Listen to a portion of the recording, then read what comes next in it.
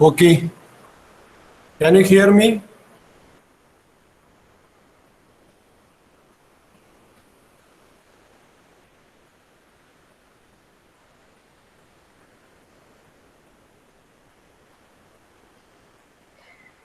Yes, Professor Sani.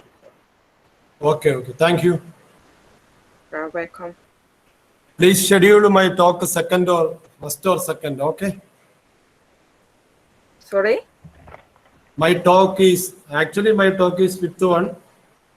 Please schedule second or third. Okay. Okay, It's too late. we'll see. Too late. It's second. Okay, First or second. Okay. It's too sure. late. We'll see.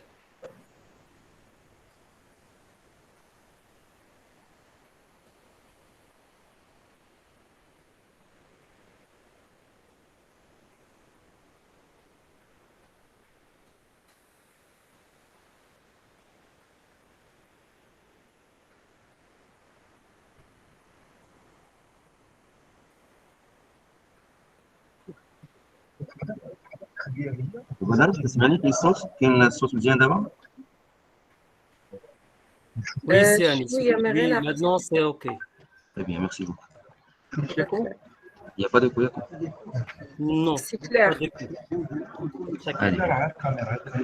Pas de couvercle. Merci.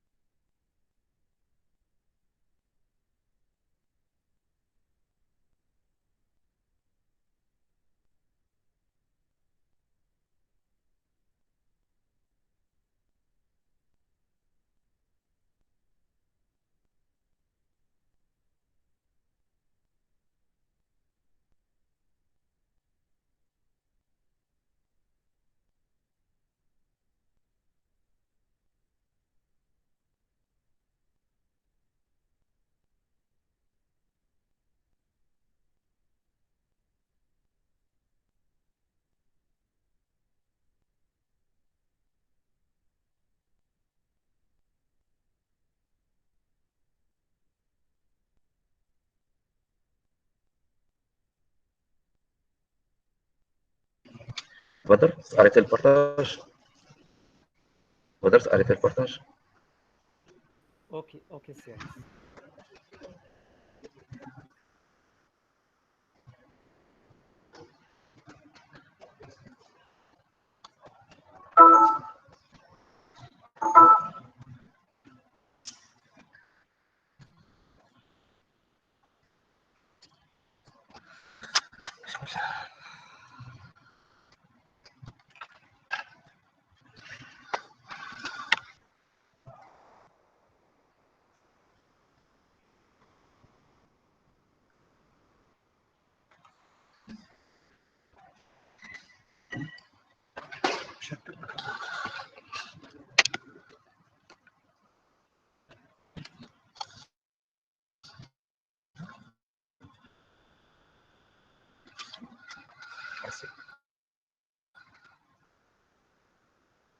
C'est bon.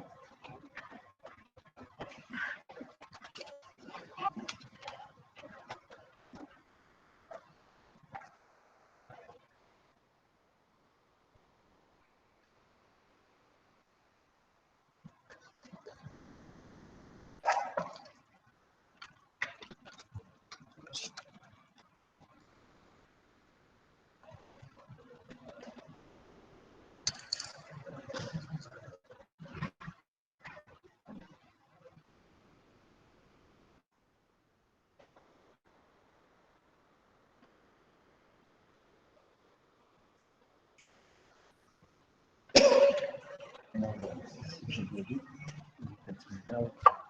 ce qu'on a dit.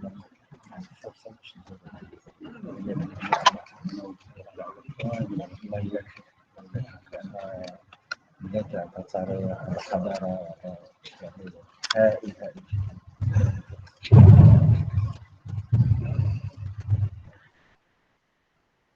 السلام عليكم ورحمة الله وبركاته.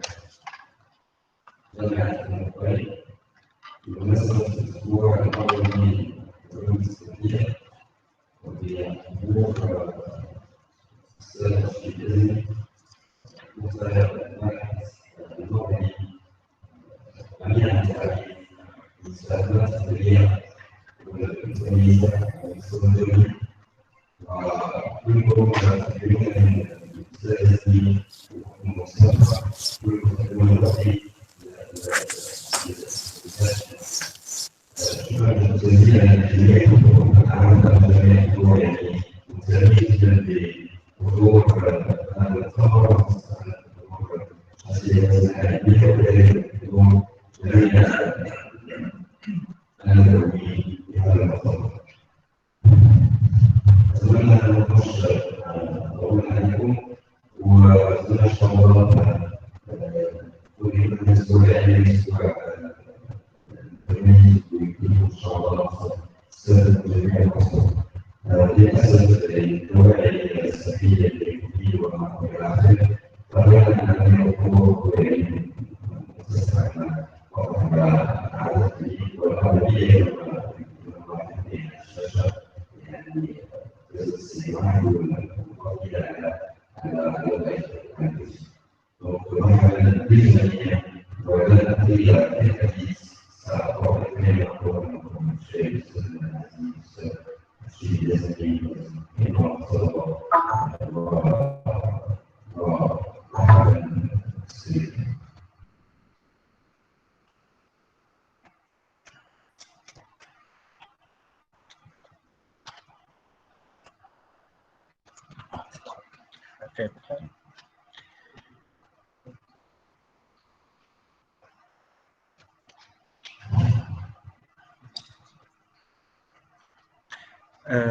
السلام عليكم، أهلا وسهلا.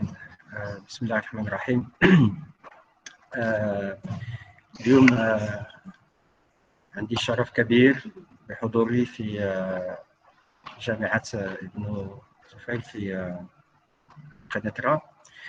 هذه أول مرة يعني التقيت مع الزملاء ديالي أساتذة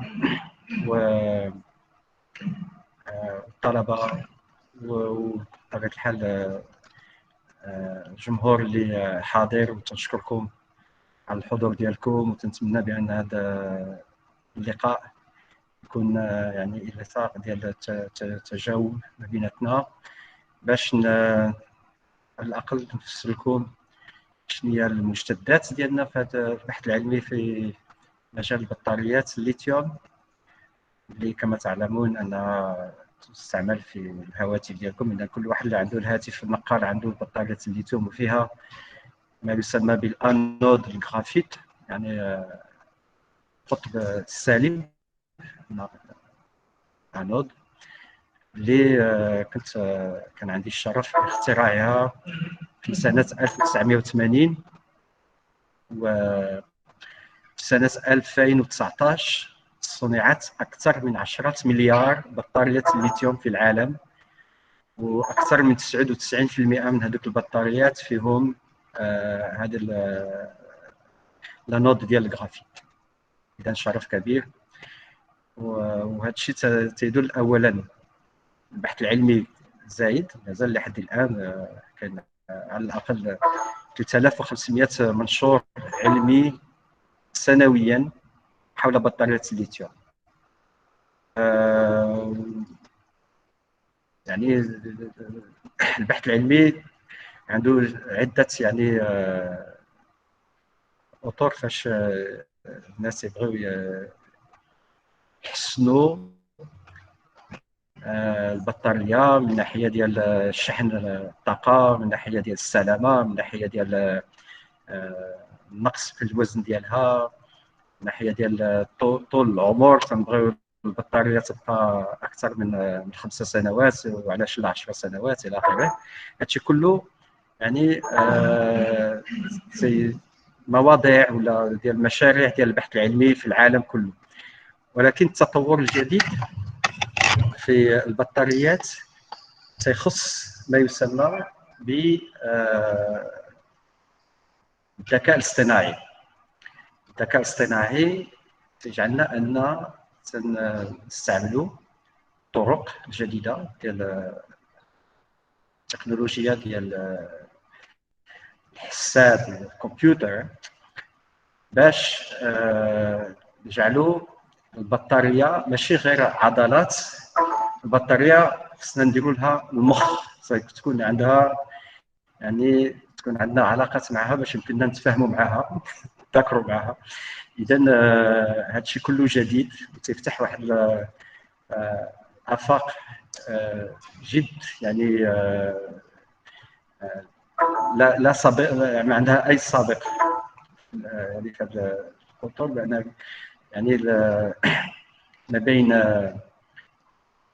علوم الماده وعلوم الكيمياء والكيمياء الكهربائيه الكتروشيمي وعلوم الكمبيوتر، هذا الحساب. اذا هذا الشيء كله جديد. الحمد لله حنا بدينا هذا الشيء هذا اكثر من 6 سنوات. يمكن يعني بديت العمل في سنغافوره في هذا الاطار هذا، وخدينا براءات جديده باش يعني نشوفوا كيفاش في اطر الاستعمال ديال البطاريه يمكننا ناخذوا بعض المعلومات، وذاك المعلومات سيعطوها بيج داتا، المعلومات الكبيره بيج داتا. وكان يمكننا نستعملوا خوارزميات لي زالغوريثم اللي تيجعلونا ناخذوا هذاك البيج داتا ونطوروهم ونفهموهم ونشوفوا كيفاش نستعملوهم باش البطاريه تكون كيف قلت يعني سليمه، العمر ديالها طويل، الثمن ديالها ينقص الى اخره. كاين شحال ديال الاشياء اللي مازال لحد الان يعني في اطار الابحاث. وزياده على يعني ما يسمى ب الالكترونيات النقاله، بحال يعني الهاتف النقال ولا الحساب النقال الى اخره. كاين الناس كلها عارفه بان الجيل الصاعد الان ما تكونش عنده سياره حراريه، تكون عنده سياره كهربائيه. اذا العالم كله سيستعد لهذا ما يسمى بالتنقل، بالنسبه لي بحال ثوره جديده في التكنولوجيا. ان اكثر من قرن وحنا تنستعملوا السيارات الحراريه، ودابا بدا العهد ديال السيارات الكهربائيه. خصوصا اوروبا اللي كان عندها واحد تاخر تكنولوجي في ميدان البطاريات. الان على الاقل 100 مليار اورو استثمروها ل يعني تهيئ مصانع ديال البطاريات تسميوها جيجا فاكتوري. يعني كل مصنع يصنع سنويا ما بين 20 ولا 30 جيجا واتر. جيجا هي مليار واتر. اذا الا خدينا على الاقل العدد ديال المصانع في اوروبا، غادي نمشيو الان في 2011 كان يمكن نصنع ولا زوج.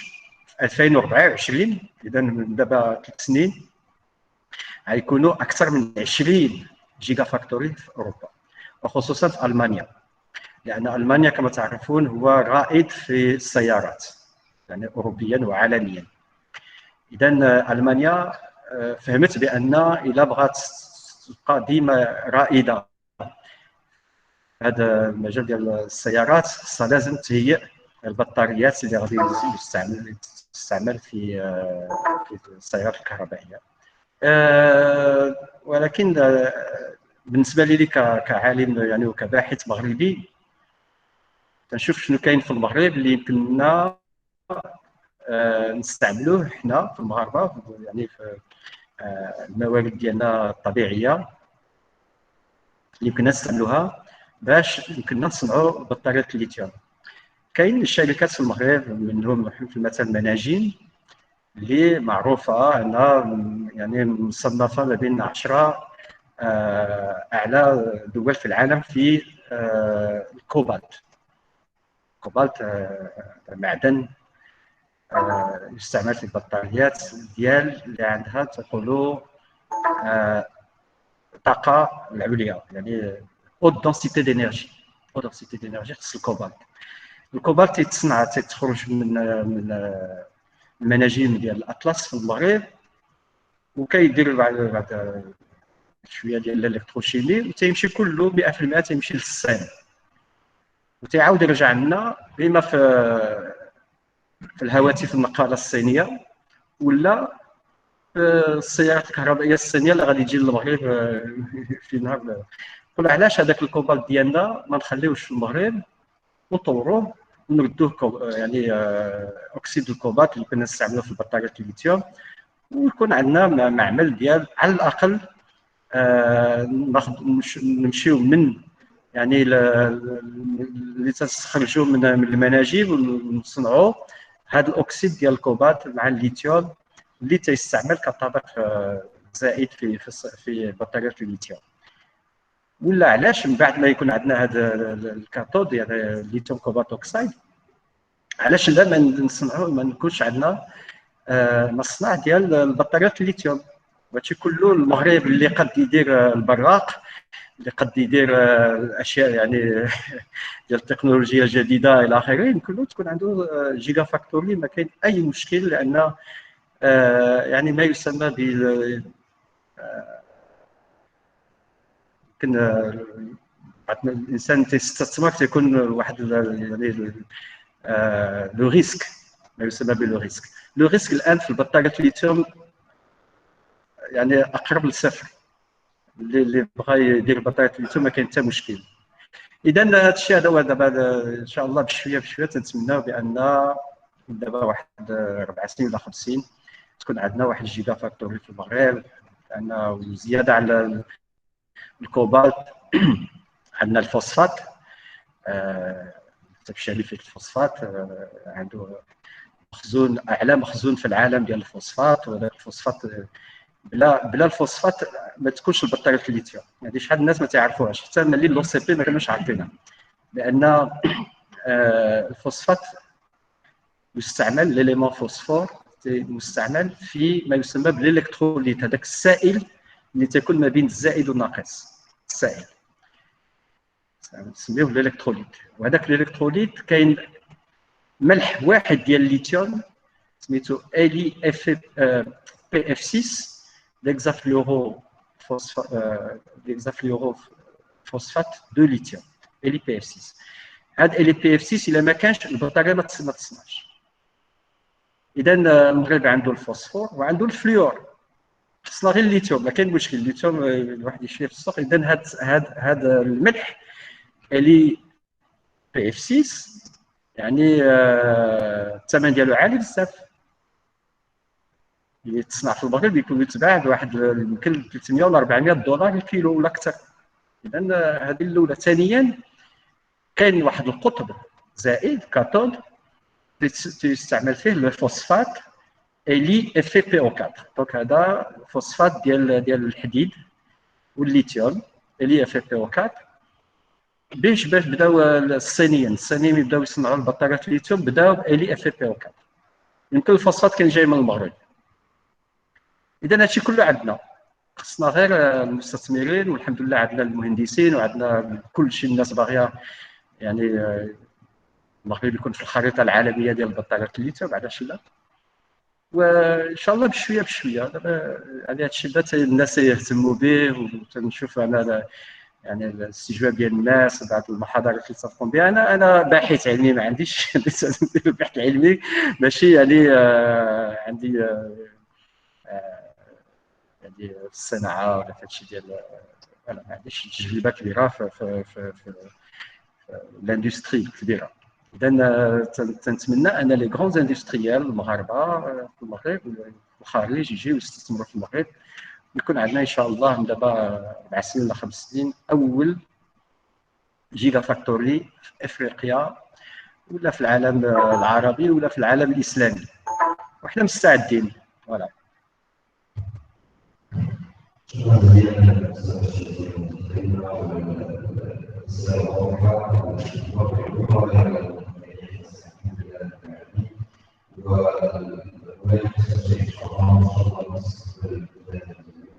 وتقيها كثيرا من السنة حول دائما للإسلام والرسول على السبيل والعزيز الصحيح التي يقرأ على التعالي والسنة للمؤمن والداخل من حسب حسبه المسائل العربي للعرب من أصل اليمين وغير كلها.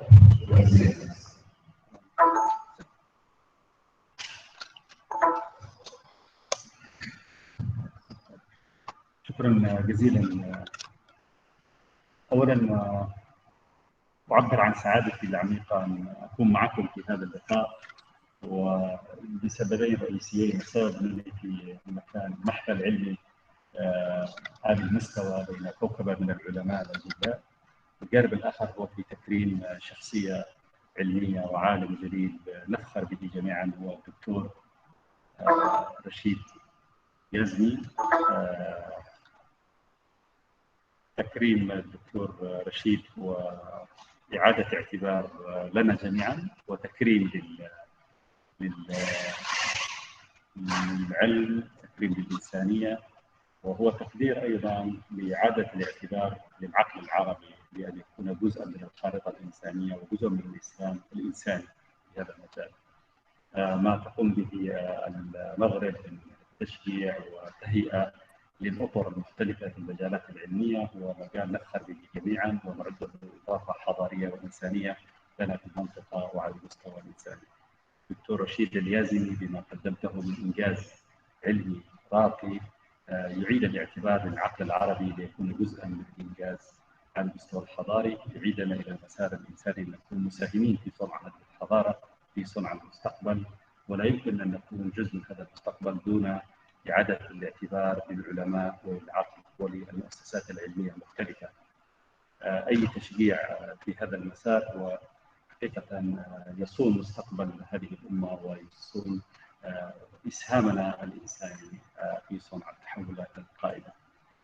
نحن نفخر بالإنجاز العلمي الذي قدمه الدكتور رشيد على مستوى العالم وليس على مستوى المنطقة العربية أو المغرب، وهذا هو الأمل في أن نعيد الإحياء الحقيقي لحضورنا على المستوى الكوني.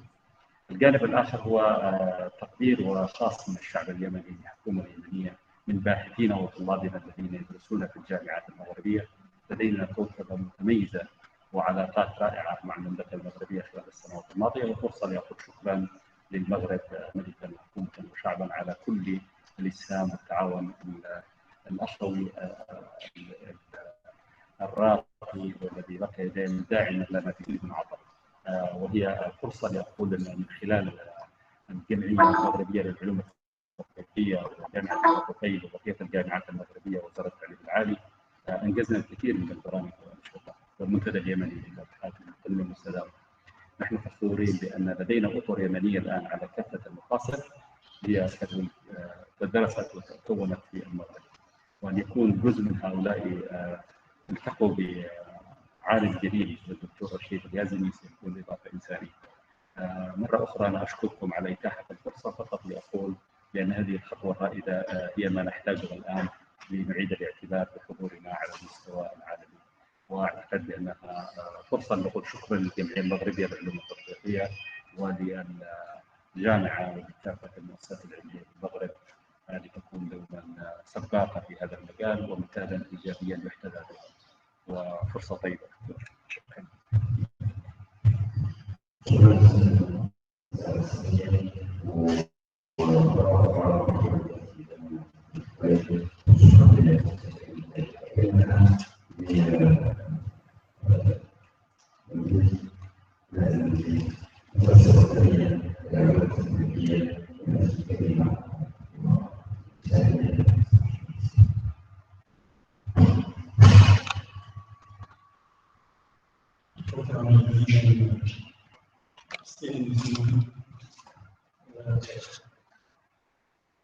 شكرا موصول ايضا للعالم الكبير الباحث المغربي السي رشيد اليازمي.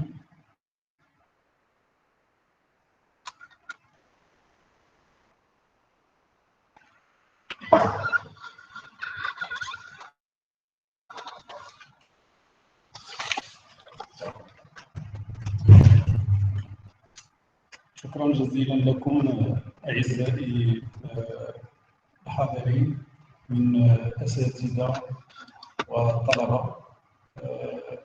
أشكر أيضا السي أنيس مومن الذي ينظم هذه الندوة. هذه الندوة على الصعيد العالمي كعادته أنيس مومن يقوم بأعمال هذا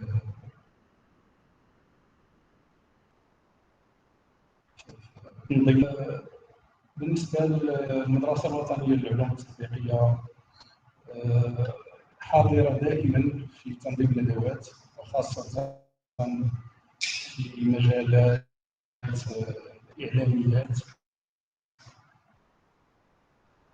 اليوم نحن فخورون بتواجد العالم الكبير السي رشيد اليازمي تصنيع بطاريات كما جاء في خطابه. هذه البطاريات اللي احنا مقبلين عليها بغينا ولا كرهنا كما كنقولوا، خاصة كنستعملوهم في السيارات الكهربائية، في الهواتف الذكية. المدرسة الوطنية للعلوم التطبيقية عندها مسالك في هذا المجال فيما يخص الطاقات المتجددة. إذا الندوة كتجي في الصميم ديال المسالك اللي عندنا. إذا الطلبة غادي يستافدوا من هذا الشيء كامل. كنطلب منكم تسمحوا للمدير ديال المدرسة الوطنية للعلوم التطبيقية بأنه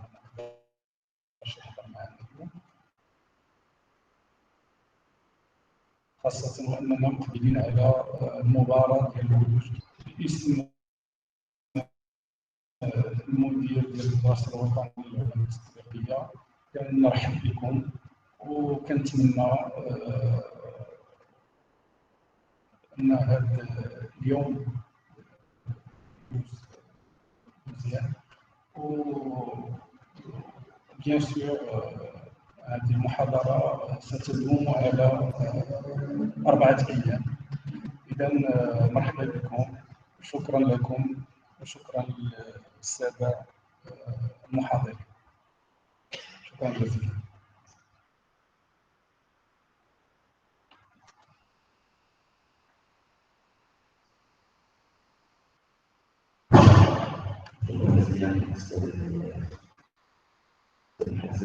وكلمة الآن بإضافة كلمات الاستدلال وخصوصا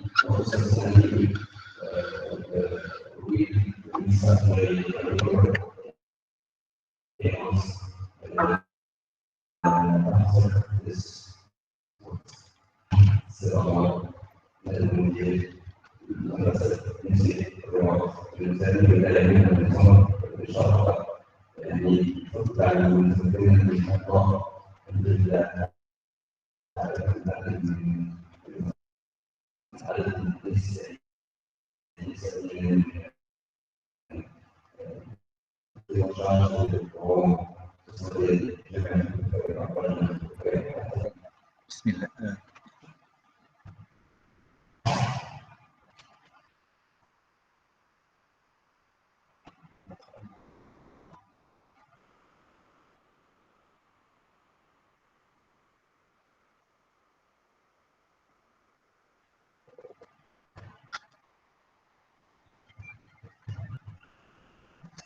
شكرا جزيلا. بسم الله الرحمن الرحيم، والصلاة والسلام على رسول الله وآله وصحبه. إنه لنا غاية الشرف أن نحضر معكم في هذا اللقاء الكبير بحضرة السيد والأستاذ البروفيسور يزني رشيد، وكذلك بحضور السيد سفير اليمن، وبحضور العديد من الأساتذة والباحثين. أولا أود أن أشكر الذين قاموا على تنظيم هذا اللقاء، وعلى رأسهم السيد أمين أنيس مؤمن. وأود أن أعرف بمن نحن. نحن المدرسة المغربية لعلوم المهندس، المدرسة الأولى في المغرب من ناحية علوم المهندس، وهي مدرسة خصوصية. وعلاوة على تقديم عدد من البرامج للتكوين العالي، لدينا كذلك مجموعة من المختبرات في دار البيضاء، الرباط، مراكش، وقريبا إن شاء الله في طنجة. ونهتم على الخصوص في ميدان البحث العلمي والابتكار في الطاقات المتجددة والنظيفة. ولدينا العديد من الابتكارات المسجلة، وكذلك من البحوث التي نقوم بها. وإنه يشرفنا أن نكون مشاركين في هذا اللقاء على الصعيد من ناحية البحث أو على صعيد التنظيم. ولدينا شرف كبير بأن نكون في حضرة الأستاذ والبروفيسور يزني رشيد، الذي شخصيا تابعت ما يقوم به حاليا في المغرب من خلال ما قام به مؤخرا في فاس. وإنه لدينا اليوم والحمد لله هذا الانفتاح ورجوع الأدمغة المغربية لتساهم في التحول الكبير الذي يعرفه بلدنا المغرب، ولله الحمد. وإننا لدينا مصداقية اليوم في المغرب من ناحية تنظيم البحث العلمي، وكذلك المساهمة القطاع الخاص لمواكبة هذا التحول، وعلى الخصوص في نطاق الطاقات المتجددة النظيفة. وكما تعلمون هناك العديد من المجالات التي يحظى المغرب بالسباقة في ميدان الطاقة المتجددة. واليوم عن طريق السيد اليزامي نكتشف بأن إن شاء الله في بضع سنين 4 سنين تمر مر سحب ستكون لدينا بحول الله فاكتور جيجا فاكتور، وهذا عظيم ويثلج الصدر، ونتمنى للجميع التوفيق. وإن شاء الله هذا بالنسبة للشباب لا من ثقة في هذا البلد، ونسأل الله عز وجل أن يكون طموحنا وطموحهم في المستوى الذي يبتغون، حتى إن شاء الله نلقى بهذا البلد إلى المستوى الذي عملنا عليه وتكوننا في الخارج ورجعنا إلى بلدنا الحبيب لنساهم في هذا التطور. والسلام عليكم ورحمة الله تعالى وبركاته.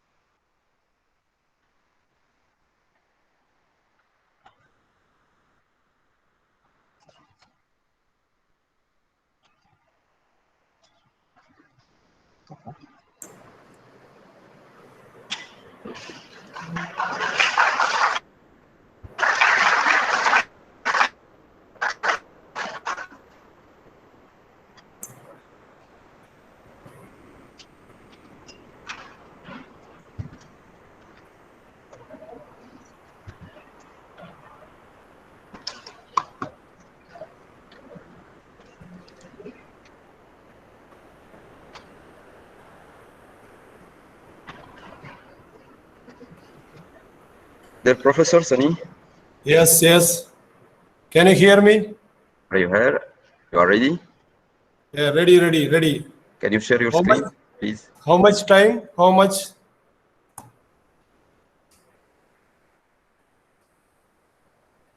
Total time duration, my speech.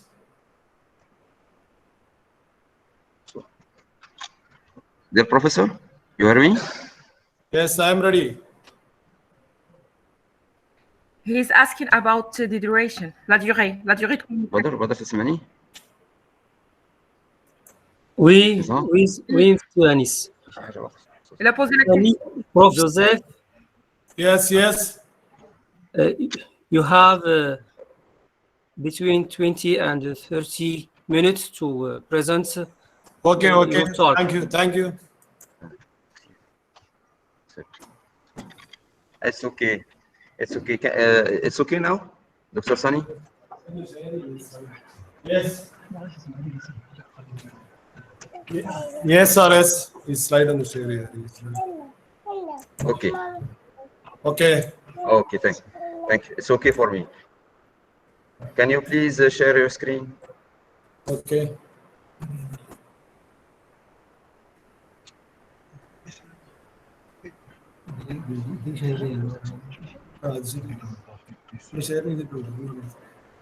Great. Can you okay see? now. Okay. Yes, we see yes, your yes. presentation. Yes. You can begin, Mr. Sunny. Okay. Thank you very much.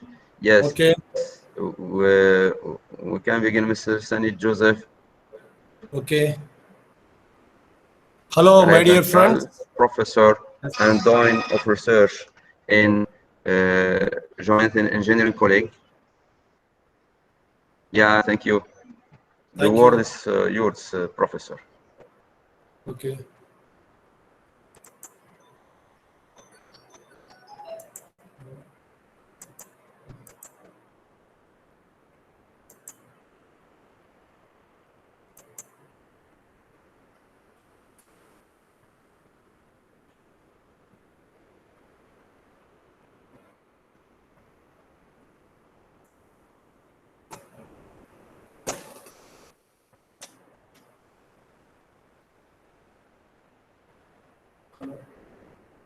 Hello.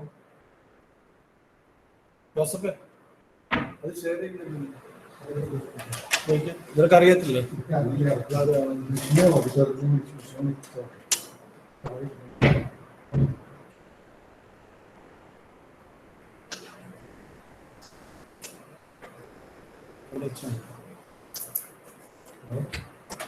Professor.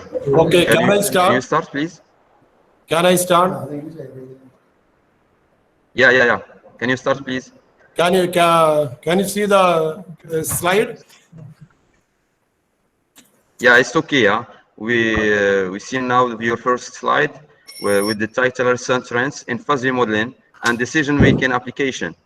Okay. In this first edition of Scientific Week. Okay. Hello, my dear friends. My topic is Fuzzy modeling and decision-making applications in real world. That is recent tense in fuzzy modeling and decision-making applications. In our daily life, we frequently deal with vague or imprecise information. That is, information available is sometimes vague, sometimes inexact or incorrect, or sometimes inefficient. There is information available on the basis of some criteria, and the criterion values are not crisp but fuzzy sets. Over the last few decades, fuzzy logic has been increasingly used in decision making or computer modeling research. Since Sade, 1965, published the fuzzy set theory as an extension of classic set theory, it has been widely used in many fields of application, such as pattern recognition, data analysis, software engineering, and system control, etc. This is Sade. The first paper, Sade published the fuzzy set theory paper. The unique characteristic of fuzzy set theory, in contrast to classic mathematics, is its operation on various membership functions instead of the crisp real values of the variables.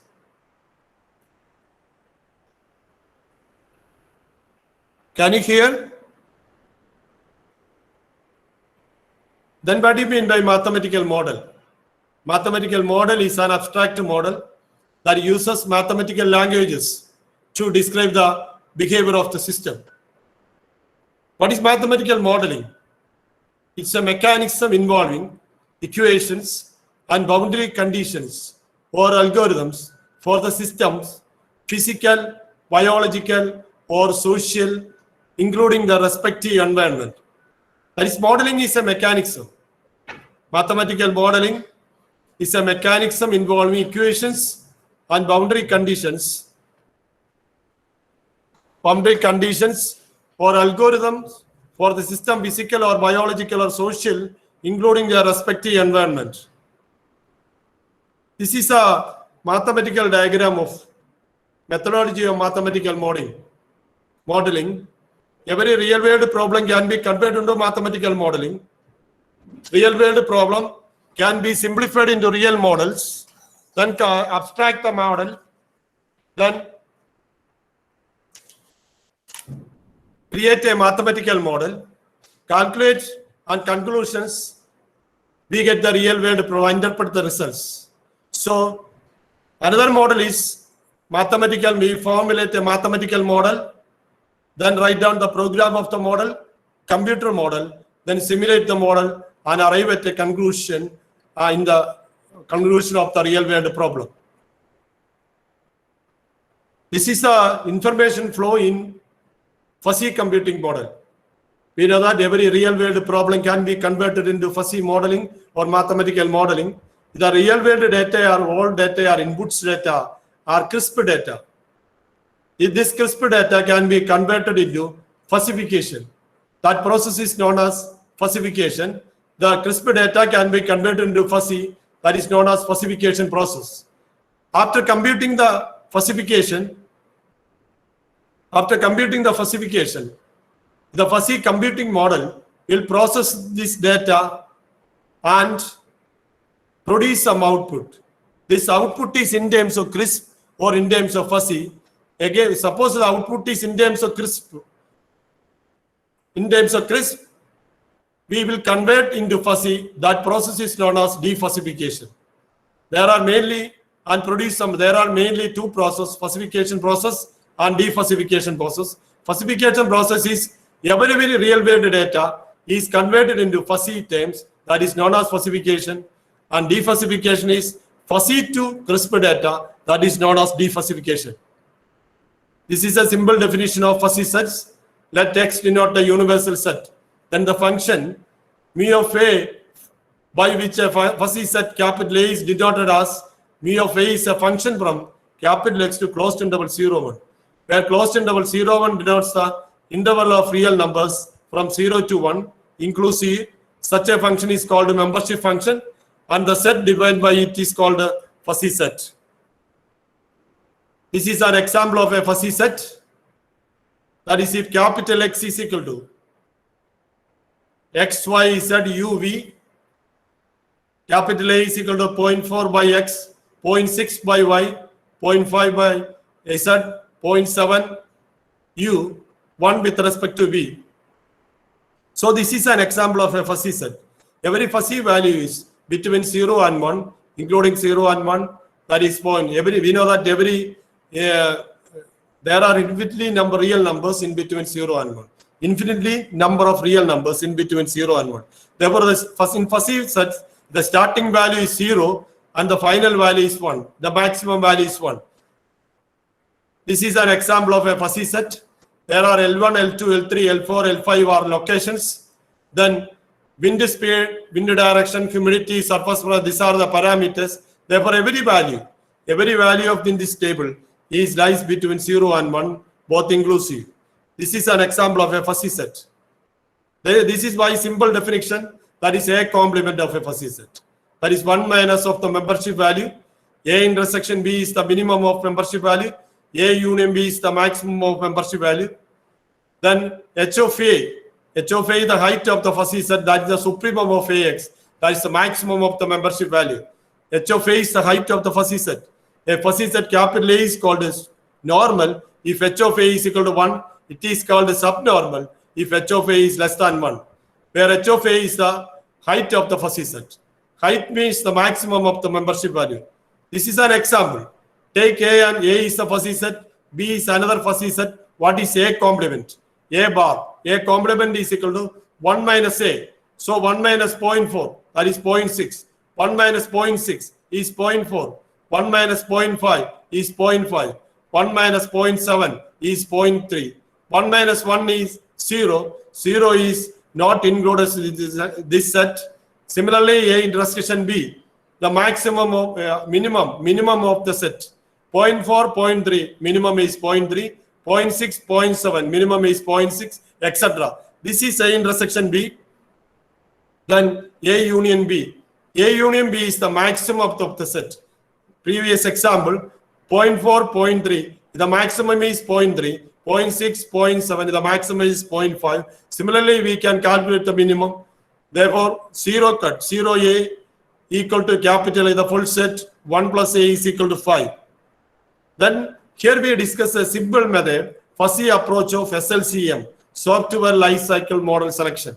There are fuzzy set has so many applications in computer science, software engineering, system engineering, system control, etc. Here we introduce one simple model, that is fuzzy approach of SLCM selection model. We know that the software development is an important task in software engineering. With a selection of a suitable model over the list of all possible models available in software engineering depends on the efficiency and aptness to complete the desired project. Here we discussed the 5 models in software engineering: the waterfall model, incremental model, V model, spiral model, and evolutionary prototyping model. Models 1999 initiate the concept of soft set theory as a new mathematical tool for dealing with uncertainties. Soft set theory has so many applications. That is, f of c is called a soft set over h, where f is a mapping of c to capital R of h, where capital R of h be the set of all subsets of the universal set capital H, and c is the collection of real value variables. This is an example of a soft set. In a soft set contains only 2 elements, that is 1 and 0. One is this 1 and 0 have so many applications. That is, this is 2 state devices. One is present and 0 is absent. One is success and 0 is failure. One is true, 0 is false. That is 2 state devices. In electric switching network, this is 2. One is on, 0 is off. That is, this is an example of a soft set. This set has so many applications, but some in practicality, this set contains only 2 elements only, 1 and 0 only. That is a lot of uncertainty sets in soft set theory. This is mainly because this theory applied in practical problems that deals with the 2 state devices only. To avoid this problem, P.K. Machi, 2001, introduced the concept of called Fussy soft set theory, which also deals with uncertainties. That is Fussy soft set theory. This is a definition of Fussy soft set theory. F of Fc is called a Fussy soft set over H, where F is a mapping of C to capital R of H, where R of H be the set of all Fussy sets of a universal set capital H. This is an example of a Fussy soft set. Here, every element is, for example, these are the alternatives, these are the parameters, these are the alternatives, and these are the parameters. 0.85 is the Fussy value. 0.23 is the Fussy value. 0.92 is the Fussy value. That is, Fussy soft contains every value lies between 0 and 1, including 0 and 1 also. So, in this table, omega ij, that is this value, omega ij corresponding to omega I, the parameter gamma j, where omega ij is equal to membership value omega I in f of gamma j, that is the ijth entry of the corresponding matrix. Here we define another simple definition, that is E-bank.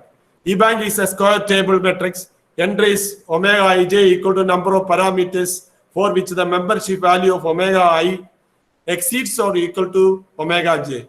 E-bank is calculated by using a simple form, a simple concept to be in the operation research. That is the dominance rule. Number of parameters is greater than or equal to number of rows greater than or equal to number of 2. This is omega ij is greater than or equal to 0.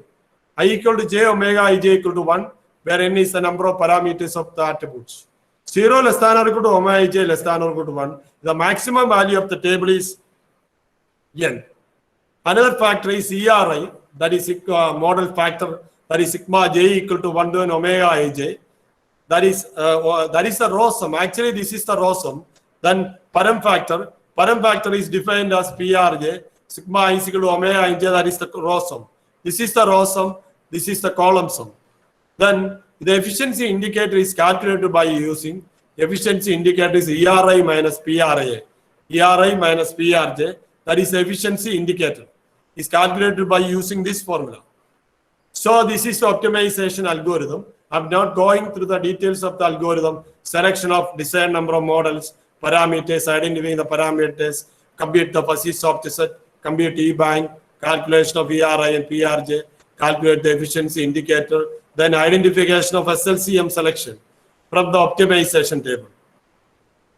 The 5 important models are spiral model, V model, evolutionary prototyping model, incremental model, and waterfall model, which are denoted by capital omega 1, omega 2, etc. The 3 main parameters are people, process, and technical. So these are the 12 parameters in the main criteria: better manageability, user involvement, etc. These are the 12 parameters based on the main three parameters. So these are the fuzzy soft set from collected data. These are the fuzzy soft set from collected data. First we get to the crisp data. That crisp data can be converted into fuzzy data. That is every value 0.7, 0.8, etc. Here we consider 5 models. Here we consider 5 models and 12 parameters. 5 models and 12 parameters. So this is the fuzzy soft set from collected 5 data. This is the e-bind. Here we consider 12 parameters. 1, 2, 3, 4, 5, 12 parameters. Therefore, n is small n equal to 12. Therefore, each diagonal element is equal to 12. Each diagonal element is equal to 12. Therefore, n is equal to 12. Therefore, how will you find out this 4? Omega 1, omega 2 is equal to 4. Here we get omega 1, omega 2 equal to 4. In the previous table, compare the first row, omega 1, and omega 2, the second row. Compare first row and second row. 0.7, first row is greater than or equal to second row. The first row is greater than or equal to second row. That is omega. 0.7 is greater than or equal to 0.6. Count 1. This is not possible. This is count 2. 0.8 is equal to 0.2. Count 2. This is not possible. This is possible. 0.8 is greater than or equal to 0.7. Count 3. This is not possible. This is possible. 1.0 is greater than 0.6. This is possible.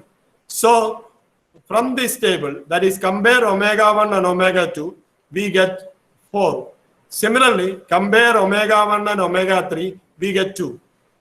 This is omega 1. First row is compare with the third row. The number of parameters is greater than or equal to number of parameters of the second row. So we get what? 4, 2. Similarly, we can calculate all the elements of e-bind. Similarly, we can calculate all the elements of e-bind. So find the sum of first row. 12 plus 4, 16, 18, 28, 38. 12 plus 4, 16, 18, 28, 38. So first row sum is what? 38, 38. Here 38. Similarly, what about the first column sum? First column sum. 12 plus 9, 21. 12 plus 9, 21.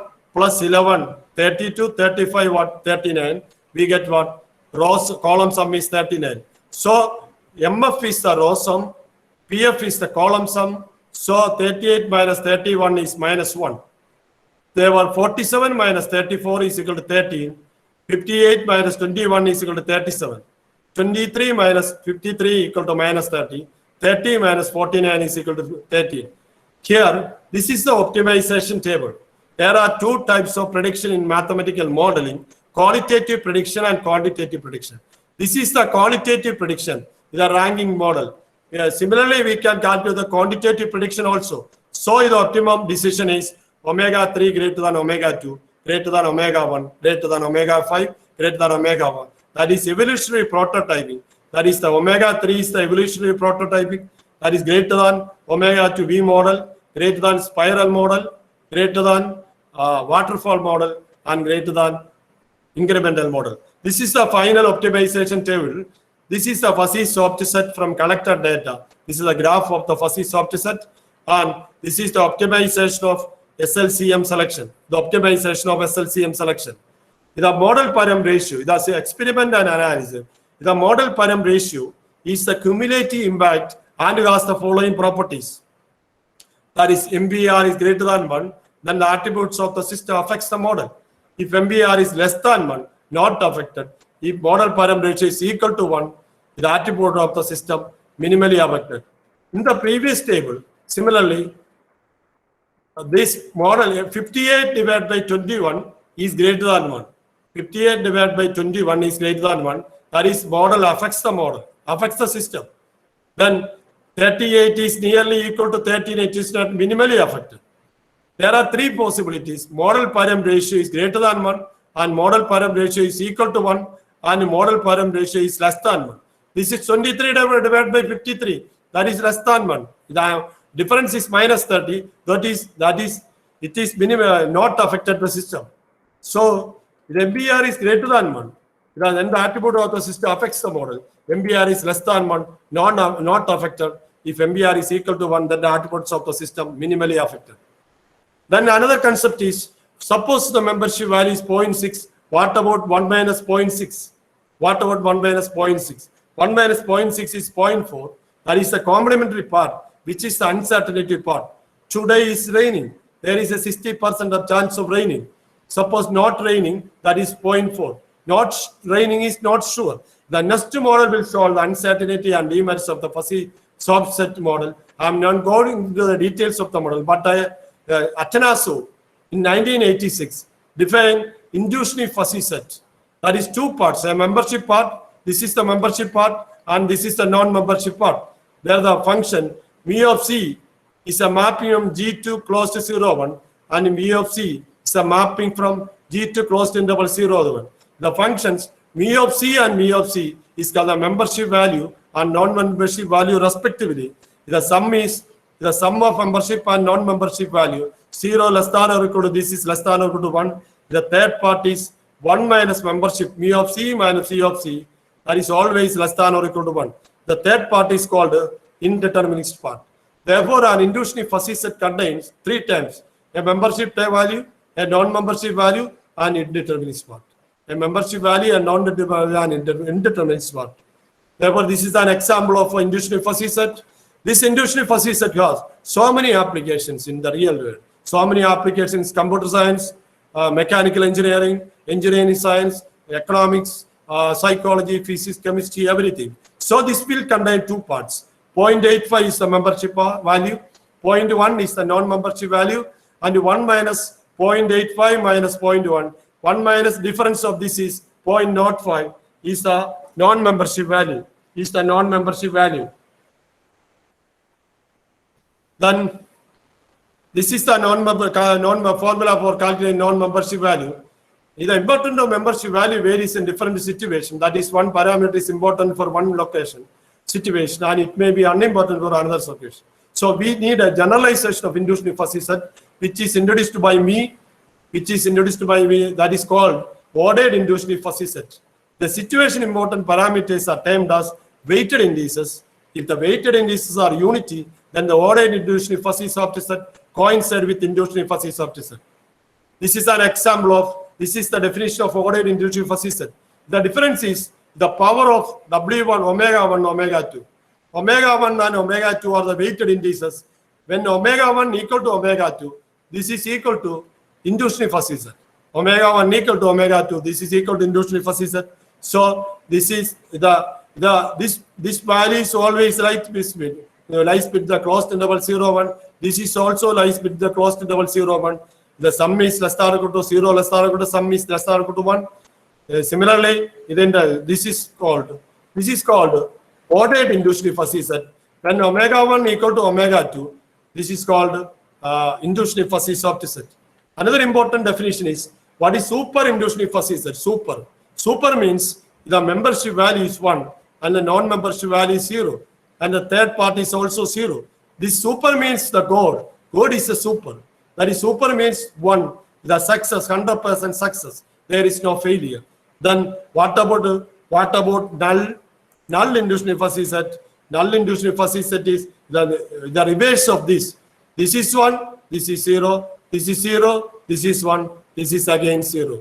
Therefore, this ordered inductionally fuzzy subset has so many applications in the real world. So I conclude my talk. We have applied very simple model based on the fuzzy subset theory. Any questions? Thank you very much, Professor. Have you any questions? Any questions from the audience? Any question? Can you please, Professor Sani, stop your screen? Stop your screen. Okay, any questions?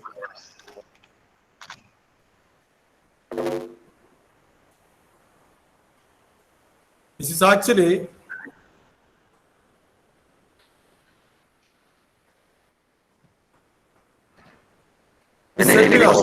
Any question, one or two? Any questions from the audience? Maybe it's okay for the professor.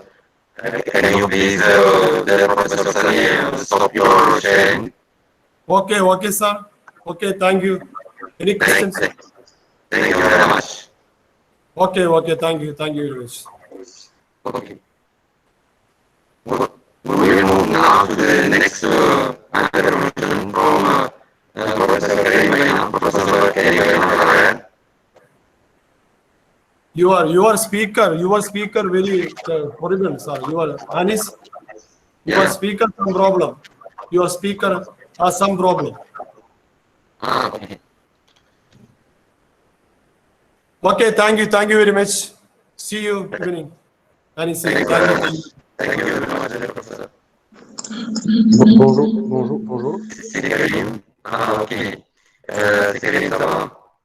Allah يبارك فيكم. Vous m'entendez bien? Très bien. Est-ce que Monsieur Anis, Monsieur Anis, Quel un problème de son. Monsieur Anis, oui. Quel un problème de son. Anis, on n'entend rien.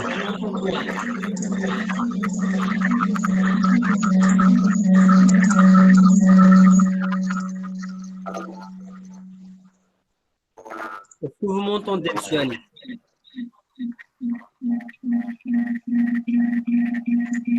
Ok, donc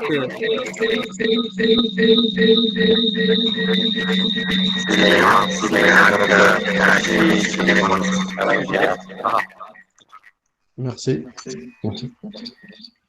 Est-ce que vous m'entendez? Oui, très bien, c'est bien. Vous pouvez commencer à partager l'écran, c'est bien. Je vais commencer par partager. D'accord, merci beaucoup. C'est bon. Merci pour l'invitation. Non, mais c'est un plaisir. Désolé pour les contraintes, que ce soit distanciel ou présentiel, c'est pas tellement évident.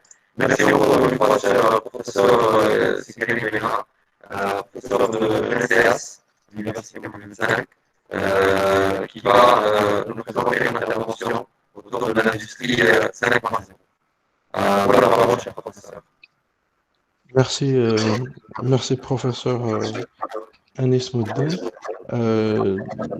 Ceux qui ont déjà organisé des conférences savent que les aléas du direct sont ce qu'ils sont et comprendront. Donc, il n'y a pas de souci. Ladies and gentlemen, I am very glad this morning to contribute in the second international conference on big data, modeling and machine learning, organized in ENSA Kenitra by a keynote entitled Society, Industry of the Fifth Generation, Paradigm Shift Accelerated by COVID-19 Pandemic, Beyond Technological Economy and Society. My plan will be as follows. In the first step, I will talk about Society, Industry 4.0 and its transition to the fifth generation. In the second point, I will talk about the role of COVID-19 pandemic to accelerate this transition to Society and Industry 5.0. And the third and final step, I will talk about how COVID-19 pandemic was an accelerator of digitalization in our country, Morocco. So first of all, I will talk about concepts and principles of Society and Industry 4.0 versus Society Industry 5.0.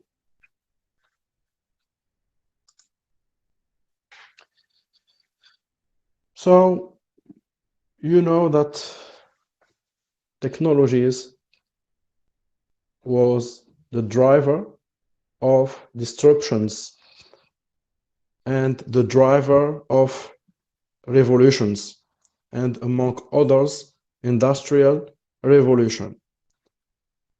So during the 18th century, the steam power and the mechanization has created the first industrial revolution. At this time, products were mainly physical. Then electricity comes with electrical energy, and this disrupted industry to become of second generation with mass production, assembly line, electricity generalized in every home, in every factory. Then comes automation with electronics, computers, robotization of manufactories.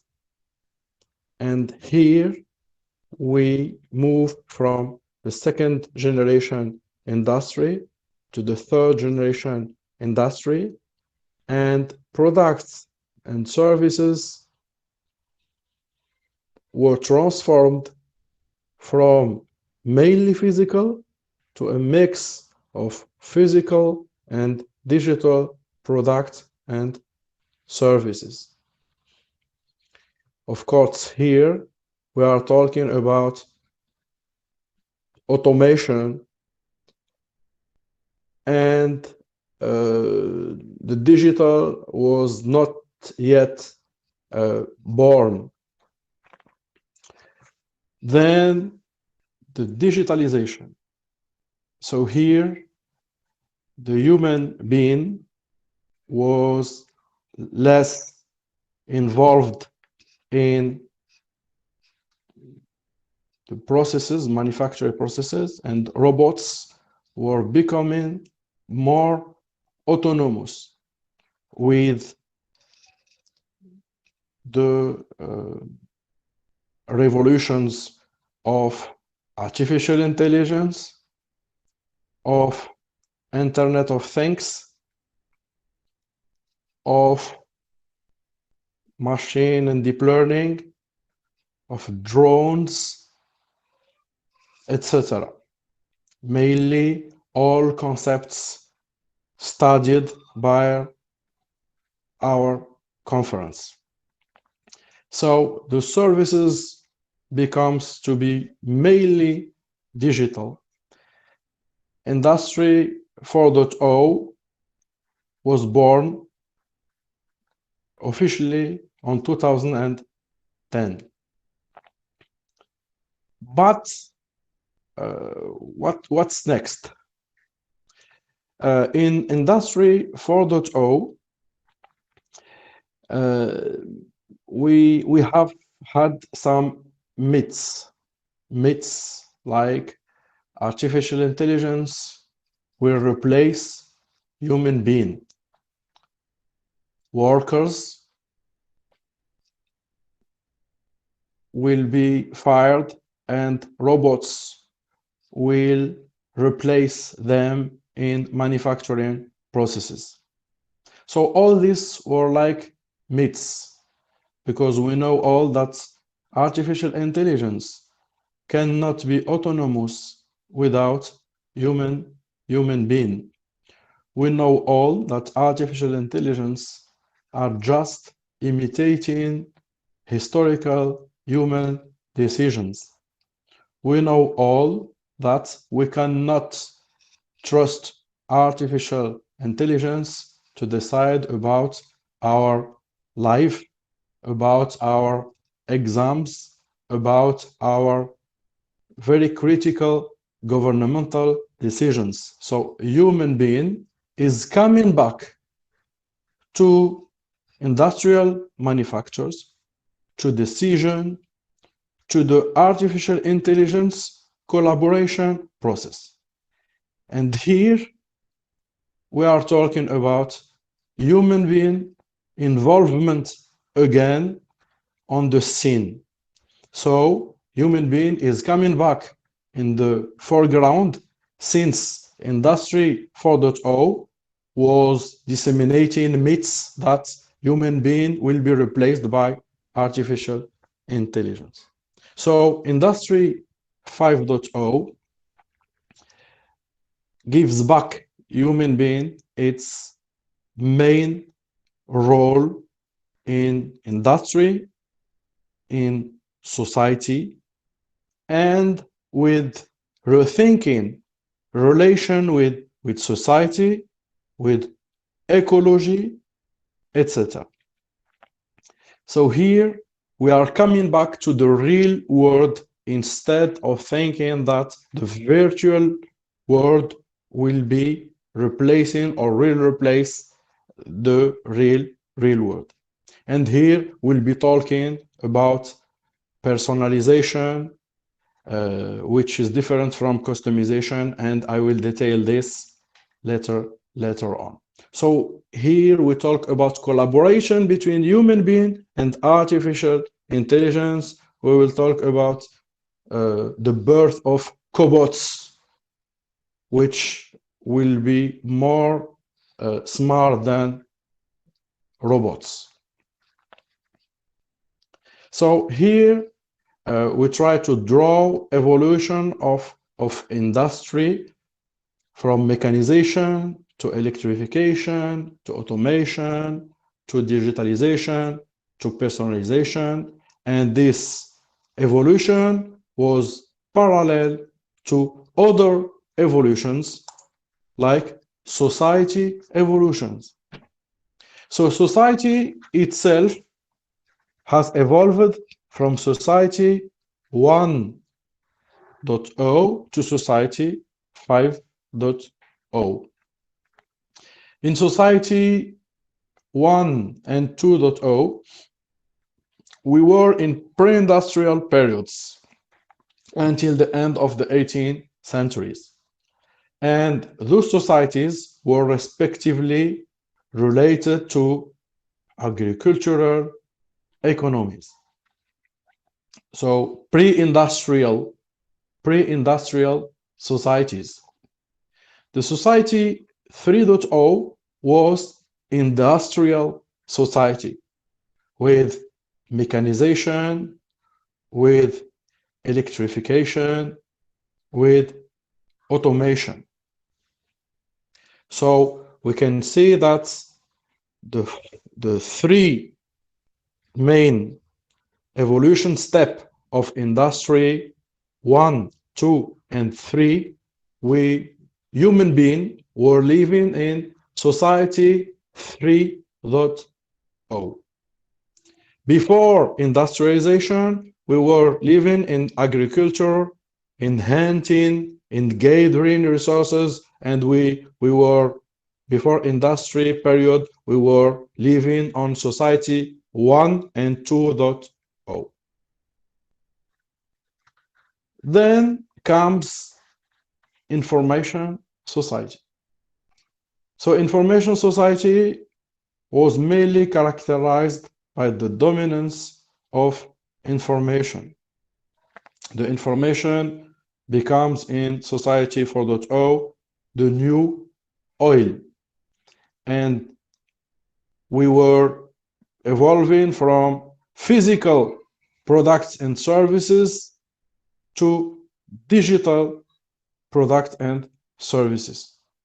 And the society 4.0 were knowing highly digitized version of industry 3.0, industry 3.0 that were known by automation. And then comes society of the 5th generation, which is also called supergenius society. In the supergenius society, we are not talking only about automation and digitalization with using advanced IT technologies, Internet of Things, robots, artificial intelligence, augmented reality, drones, and so on and so forth. we are not talking in Society 5.0 just about integration of physical and virtual spaces, but we are also talking about economic development balanced with societal and environmental problems resolution.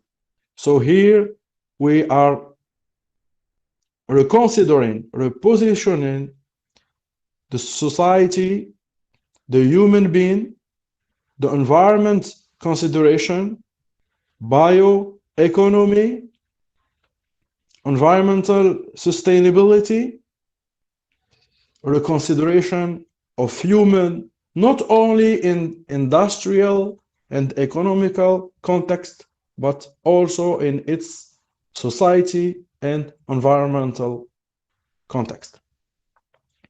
And the Society 5.0 is human-centric, is focusing or is focused on how to benefit each citizen and not only on economic advantages. So we can say that Society 1 and 2 were more agriculture-oriented pre-industrial societies. Society 3.0 is industrial society. Society 4.0 is information society.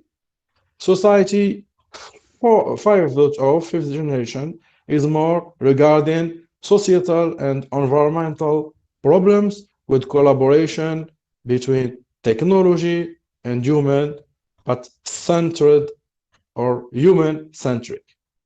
So we can observe easily the parallel between the evolution of industry, reconsidering human and collaboration between human and robots in Industry 5.0, with the parallel with the society of fifth generation, considering the environment and the society and the human well-being. Industry 4.0, which was concerned by digitalization, we can talk about, of course, economic factors of optimization, efficiency, but also with, of course, technological factors. Digitalization supporting economic profit-driven approach with digital technologies, robotics, IoT, blockchain, etc. With data approach, big data analytics, etc. Industry 4.0 is connected and ubiquitous, social, mobile, cloud. Industry of 4th generation is smart, so all artificial intelligence driven technologies with little special ecological requirements regarding green production, carbon neutral, energy efficient, green IT, etc. So it's mainly economically and technologically oriented with a little bit sensibility to ecological requirements. And among others, we have myths of Industry 4.0, myths telling that artificial intelligence automation will overtake and outspace human intelligence. Of course, this is not true. Another myth is artificial intelligence superior robotic beings will replace all manual workers. Of course, this is also not true. So this is mainly Industry 4.0 with economic in the core, with technological as support for economic and little sensibility of ecology. Of course, all transformation technologies were welcomed in Industry 4.0 since it was technology-oriented industry with next-generation security, augmented virtual reality, IoT, cognitive systems, robotics, 3D printing, mobility, social, big data, cloud.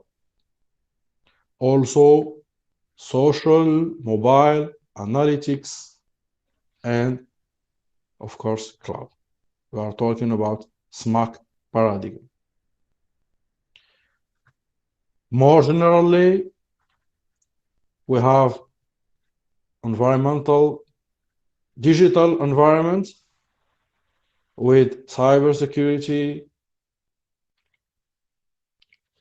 fourth generation office, and collective intelligence and crowdsourcing, disintermediation with blockchain and distribution of decisions and ecosystem, virtualization with augmented reality, softwareization, etc., connectivity with IoT, robotics, smart energy and smart cities, and cognitive system with big data, artificial intelligence, autonomous robotics, and embedded artificial intelligence. So all this rich panel, which is discussed by our conference, are leveraging Industry 4.0.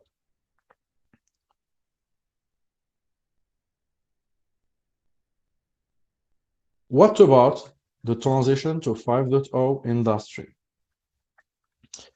So Industry 4.0 was mainly automation driven. And the question was what we can do with new technology. In Industry 5.0, it is more a human-centric with the main question of what the technology can do for human and society. In Industry 4.0, human and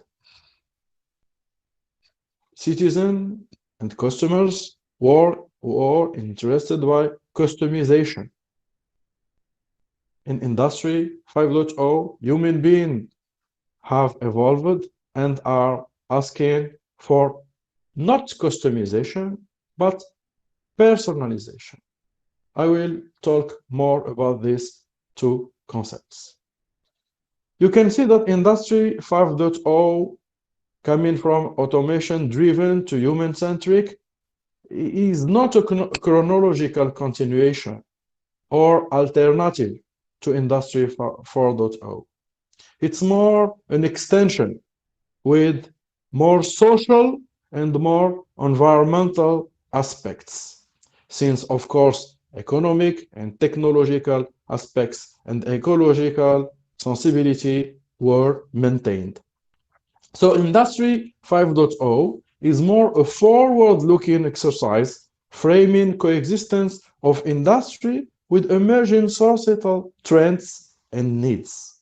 And we know that COVID-19 has accelerated this sensibility to sustainability, to environmental respect, to human being recentering of all strategies. So if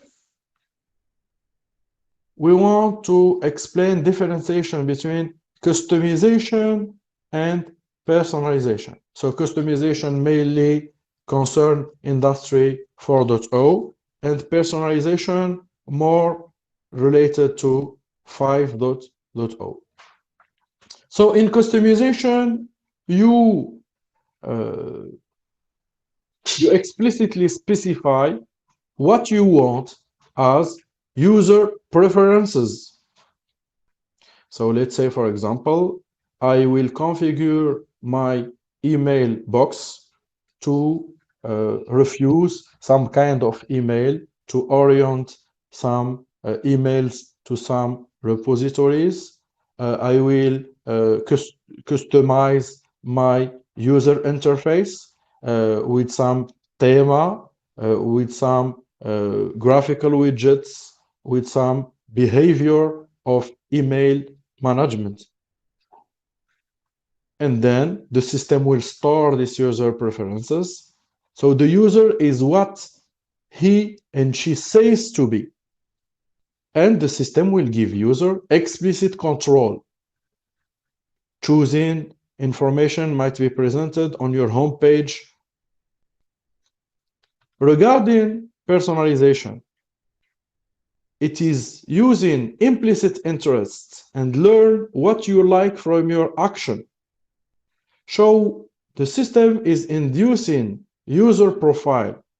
The user is what he, she clicks and what he, she buys, and not what he says to be. So here we see in personalization more machine learning about user, citizen, consumer profile. And using this induced profile, the system will interact and will personalize the service.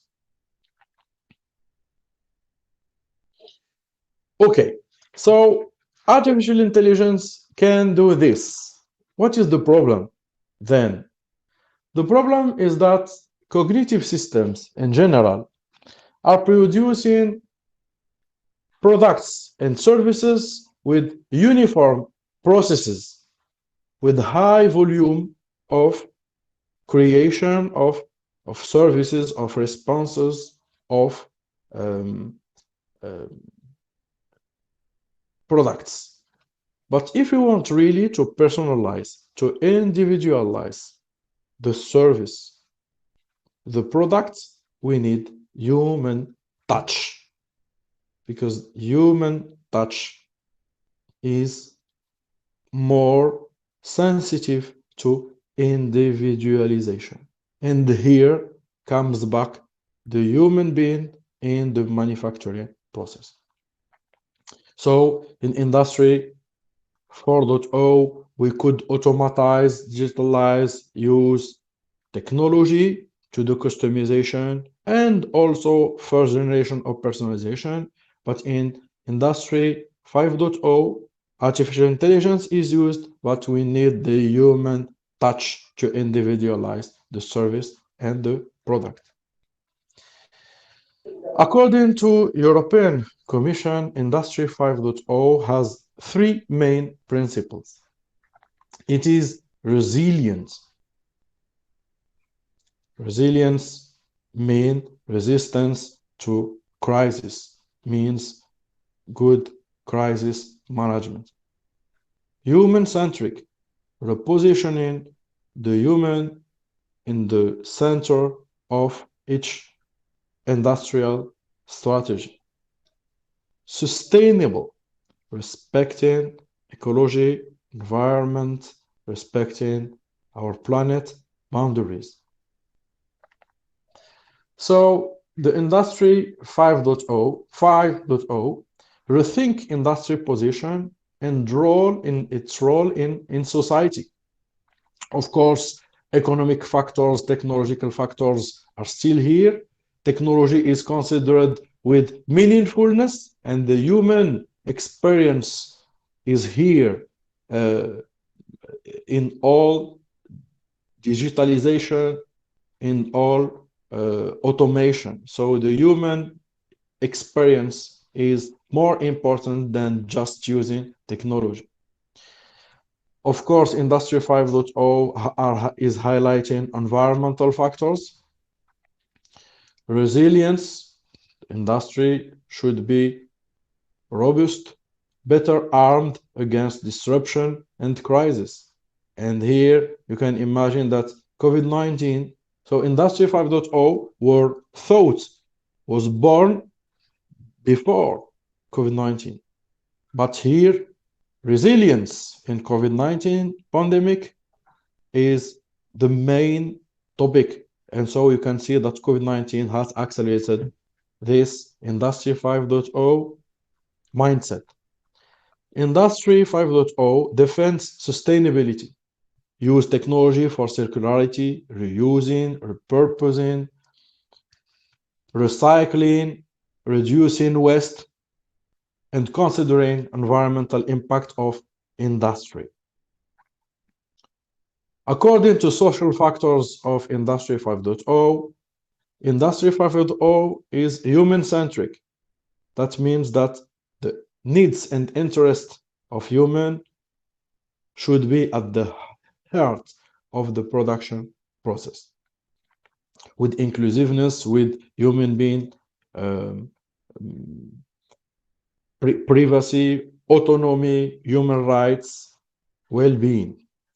And of course, since Industry 5.0 considers all artificial intelligence or robots, etc., Industry 5.0 proposed to have collaborative approach between human and artificial intelligence. And here we are talking about hybridization between artificial intelligence and human intelligence, cobots, partnership between cognitive and human. Of course, the sustainability of Industry 5.0 just recalls United Nations Sustainable Development 17 goals that you should know. Industry 5.0 sustainability is also based on some new economic models, like the donut economic models of Kate Raworth. He has described this framework in his book, Donuts Economics, 7 Ways to Think Like 21st Century Economist. And these economic models put planetary boundaries as limit of extension, limit of industry development, economic development, and social boundaries in the heart of these economic models to consider water, food, health, education, income and work, peace and justice, political voice, social equity, gender equality, housing, networks, energy, etc. And the planetary boundaries, ocean acidification, chemical pollution, etc., etc., are the boundaries economy should not transgress. So the donut economic model is about how to develop economy without transgression, neither social boundaries nor social boundaries, neither planetary boundaries. Of course, other models exist. For example, the bioeconomy approach. So in the 19th centuries, economy was mainly based on natural resources. Then our economy was mainly based on fossil resources. And this cannot be sustainable. So to respect our planet boundaries, there is other alternatives like bioeconomy. And bioeconomy respects all those United Nations sustainability goals: zero hunger, affordable and clean energy, decent work and economic growth, industrial innovation in the infrastructure, responsible consumption and production, climate action, life below water, respect, life on land, respect, partnership for the goals, which is the 17 United Nations Sustainable Goals. So bioeconomy models, donuts economic models, are some economic models that Industry 5.0 defend to be sustainable, resilient, and human-centric. According to resilience, Davodi, Brooks, and Mahmoud highlight 4 principles of resilience: preparedness, persistence, adaptability and flexibility, and innovation and transformability. And if you project this on COVID-19 context, for health system, for security, we should be prepared, we should be flexible, we should be innovative, and we should have robust solutions for sustainability, either in society and industry and governmental security. Of course, in this transition between Industry 4.0 and Industry 5.0 and Society 5.0, the human being has changed. There is a new human digital persona. Humans are more connected, informed, always online, atawad, anytime, anywhere, any device, social, influential, real-time, social business, actors, etc.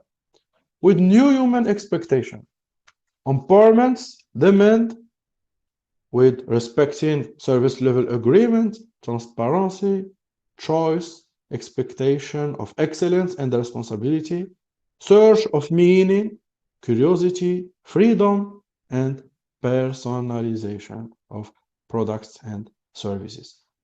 So if we develop an industry, if we develop an economy, if we think about a society, we should consider human being and human being evolutions in order to respect its expectations.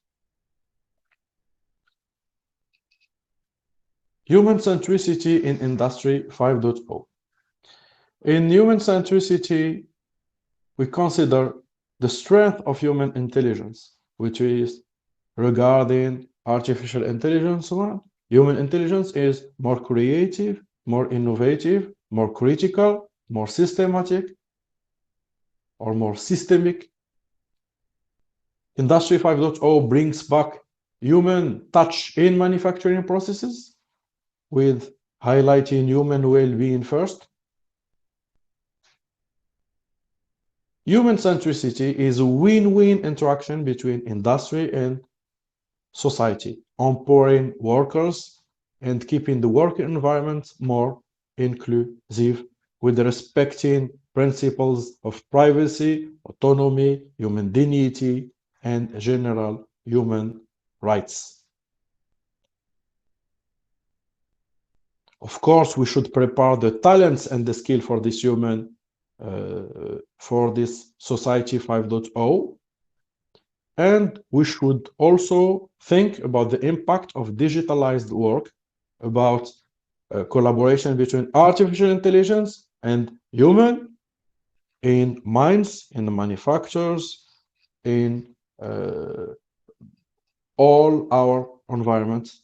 We should rethink the relation between robots and human, between artificial intelligence, algorithms, and human decision, in order to have a good collaboration and good satisfaction of our citizens, of our consumers.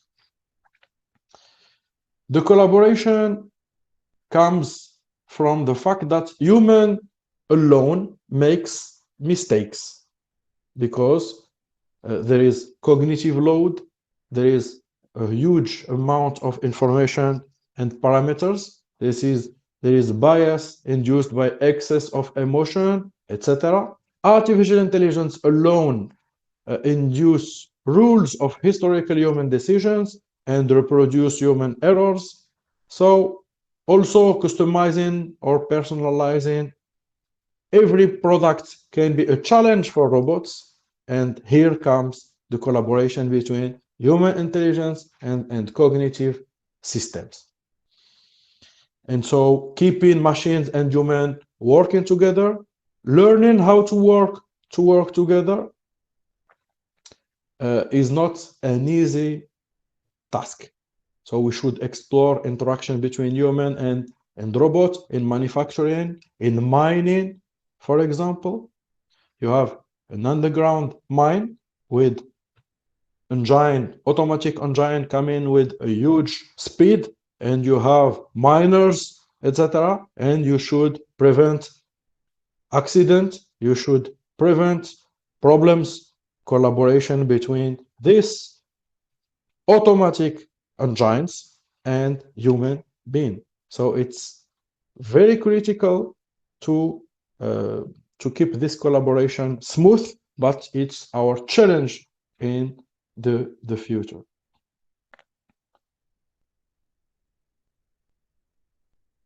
Of course, resilience, human centricity, and sustainability are aligned to ensure well-being and exclusiveness.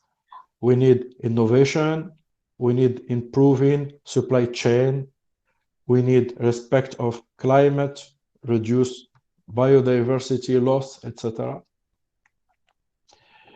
COVID-19 comes and highlighted vulnerabilities of our industries.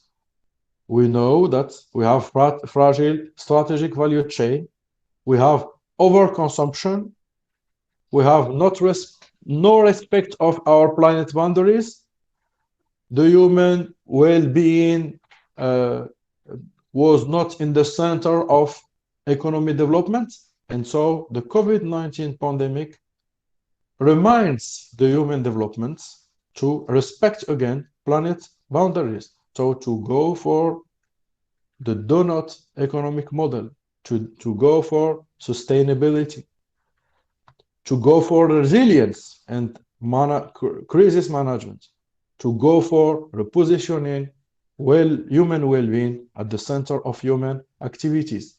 So health, safety, etc.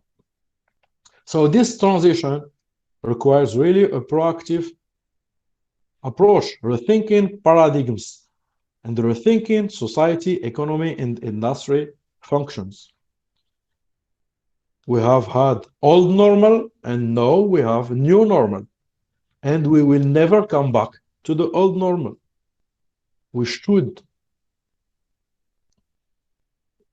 rethink differently, live differently. Yesterday, I was given a keynote in a conference about post-COVID perspective, and the idea or one of recommendation is we should not talk about post-COVID.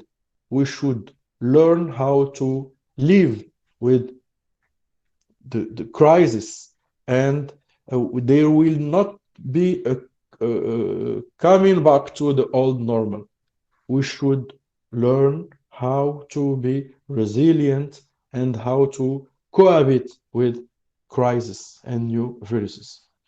So the COVID-19 was a window of opportunity to shape and renew the role of industry in the society. Of course, we need robust innovation to address these vulnerabilities. Automation, role of technology, of course, impacts human service capacities. The smart technology makes human more productive and increases processes capacity without adding more human.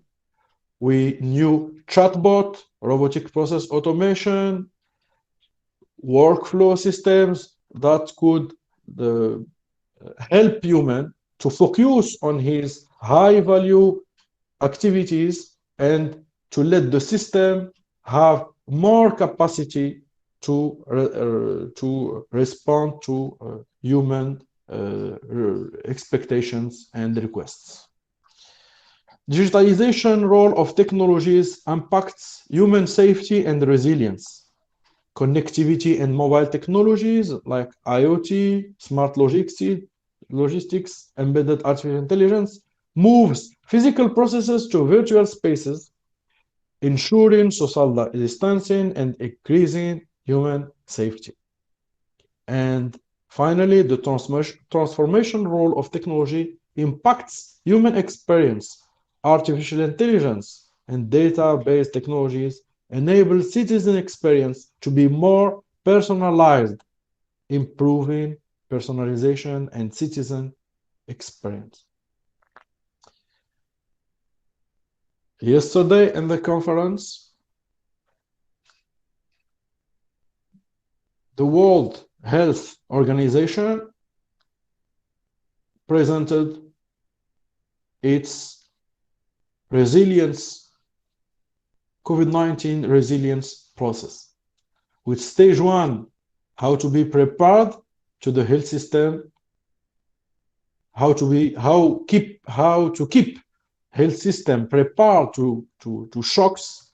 Stage 2, shock onset and alert management.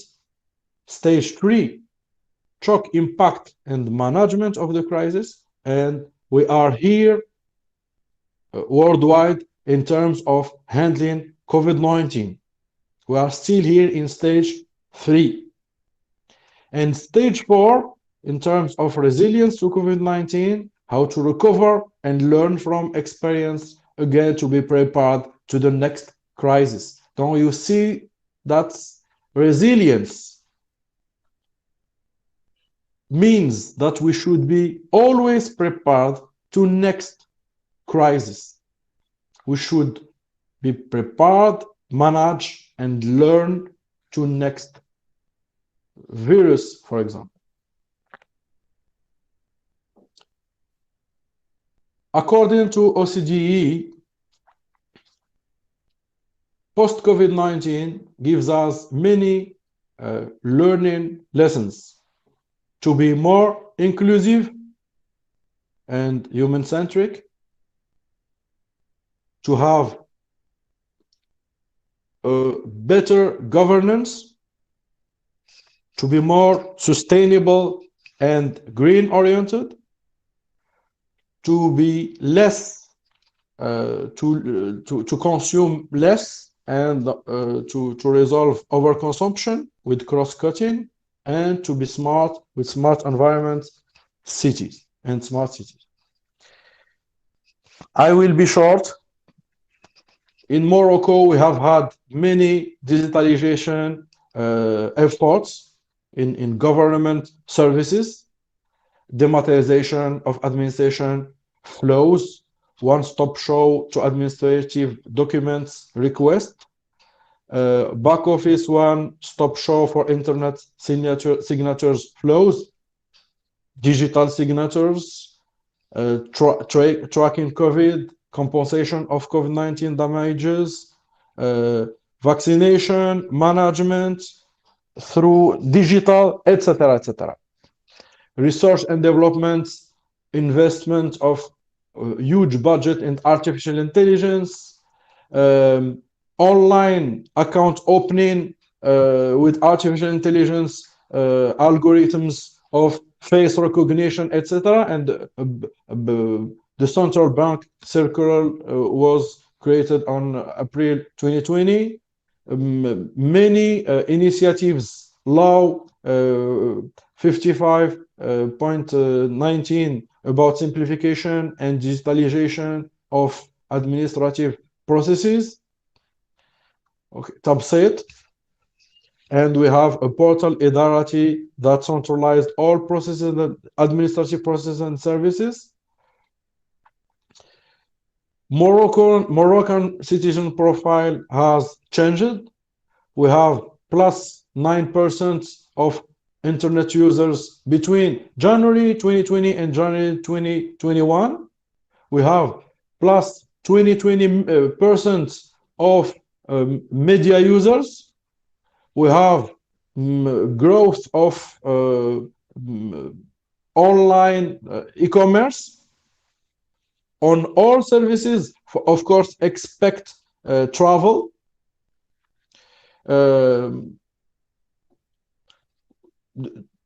E-commerce of food and food delivery has increased of 33%, etc., etc., etc. Of course, the government is working for resilience, for sustainability, for human centricity, and next step will be the e-democracy or digital democracy with electronic voting, for example. So society 5.0 is more human-centric, human first. And we know that now people prefer not to go voting, but prefer to write on Facebook, on Twitter, and LinkedIn about their opinion. And this digital government with digital democracy will bring back citizens to participating in politics with proposing services like electronic voting, etc. We even have discussions and consultations on impact of artificial intelligence on human rights, etc. And last but not least, le nouveau modèle de développement, or the new development model, talking about the importance of digital with more listening to citizens, more proximity, more transparency, equity, and trust. And thank you very much for your listening.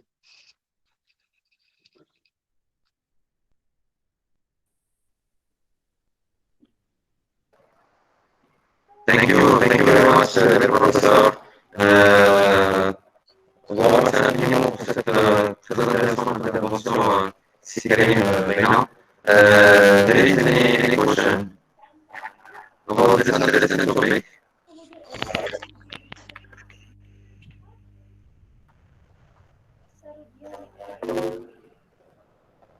Any question?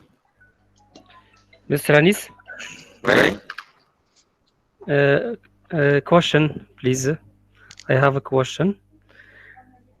On behalf of everyone here, I would like to thank Mr. Beina Karim for his interesting talk. I would like to that Mr. Karim Beina give us some more details about cobalt concepts. We know robot, and now we have a new concept, cobot. This is a new robot that collaborates with a human to execute some task, not automatization task, not a repetition task, but new task in collaboration with the human. Can you give us, Mr. Beina, some details about this new concept, how to construct this cobot and models, uses, experiment, application, and so on? Thank you. Thank you for your question. Cobots is not different from robots in appearance. Cobots are robots that try to work in collaboration with human beings. Robots were designed to work in an autonomous way, in independence way from human. So robots were not designed to collaborate with inputs, real-time inputs coming from human. And this was because the myth that robots will replace human. Robots will be superior to human. Instead of this, cobots are more serving human, facilitating human work, interacting with human, considering human reflection and human activity. So we can talk more about face recognition, sentiment analysis, voice recognition, natural language processing. So the robots in manufacturers were not adapted neither to face recognition, neither to human 3D position recognition, neither to natural language processing, neither to social, emotional, sentiment analysis. I don't talk about, algorithms on the web, on the social web, etc. I'm talking about robots in industry, robots in automated processes. Robots in automated processes were not social. Robots in web, in mobile, in social media were social. And the cobots is the convergence between the intelligence of classical robots, physical robots that exist in industrial and in manufacturing processes, and social robots that exist on the web, on social media. And here, the cobots will be a new kind of robots that has some anthropological approach more than automation approach. Okay, Mr. Baina, thank you very much for that explanation and your stimulating presentation. Thank you very much. Thank you. Thank you, Mr. Anis. Mr. Anis, you hear me?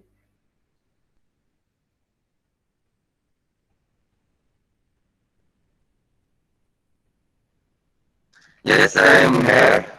Thank you very much. Thank you. Any other question?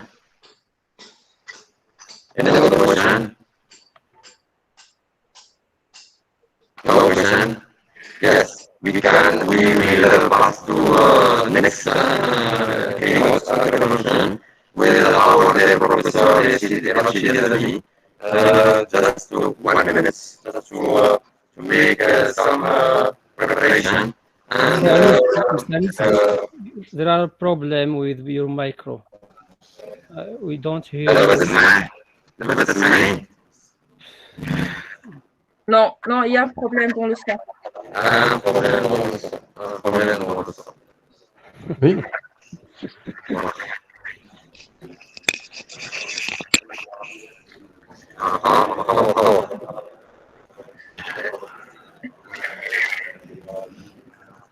Même problème.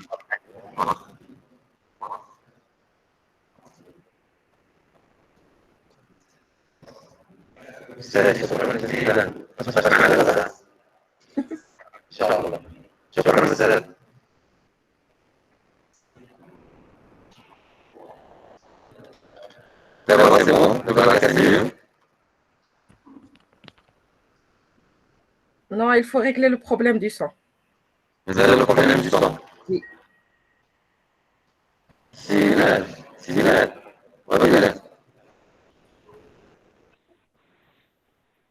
Oui. Ma voilà, c'est le volume. C'est le volume, c'est d'accord. C'est bon, avec la prochaine fois. C'est beaucoup plus c'est beaucoup. C'est une connexion Inch'Allah. Avec des élèves. Bon, c'est une bonne chose.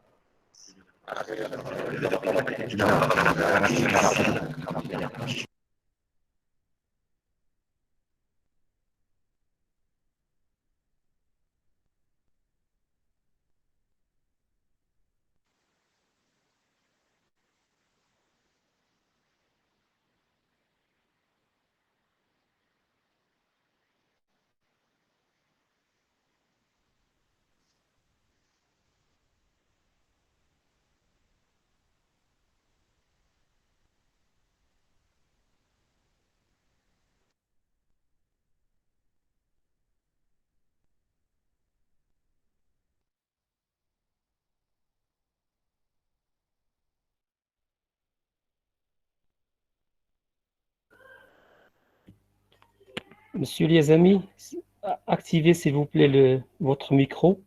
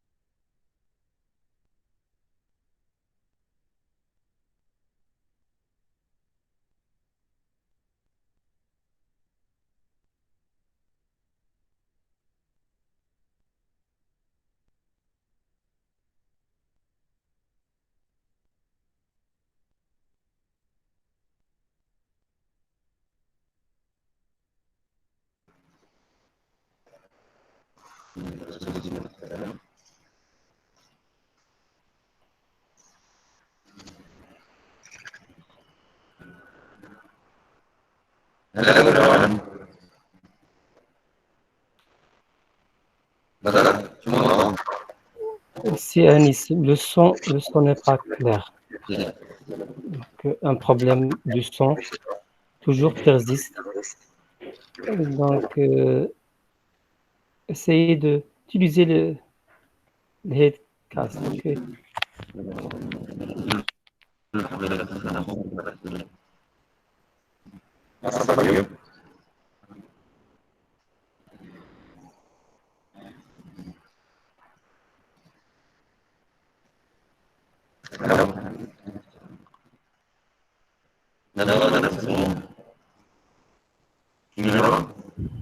Non, non.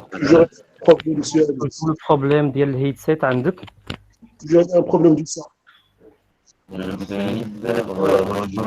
Anis. Le headset utilisé par Monsieur Yazami tout à l'heure, donc ça marche très bien. Mais Hada, c'est un problème. Donc there is a problem on your headset.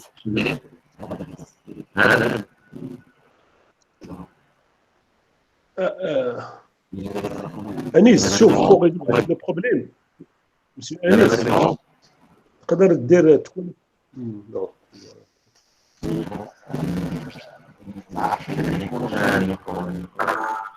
Peut-être il y a des micros qui sont activés. Plusieurs micros désactivés bon qui sont à côté. Oui, maintenant c'est bon. D'abord, c'est bon? Ok, Ah, bah, c'est très bien. Ok, oui. Alors, On vous entend très bien. hello everybody. Thank you for taking part of this opening ceremony. Now we will move to the next intervention from our guest speaker, dear Professor Rashid Yazami. The floor is yours, dear Professor. Thank you very much.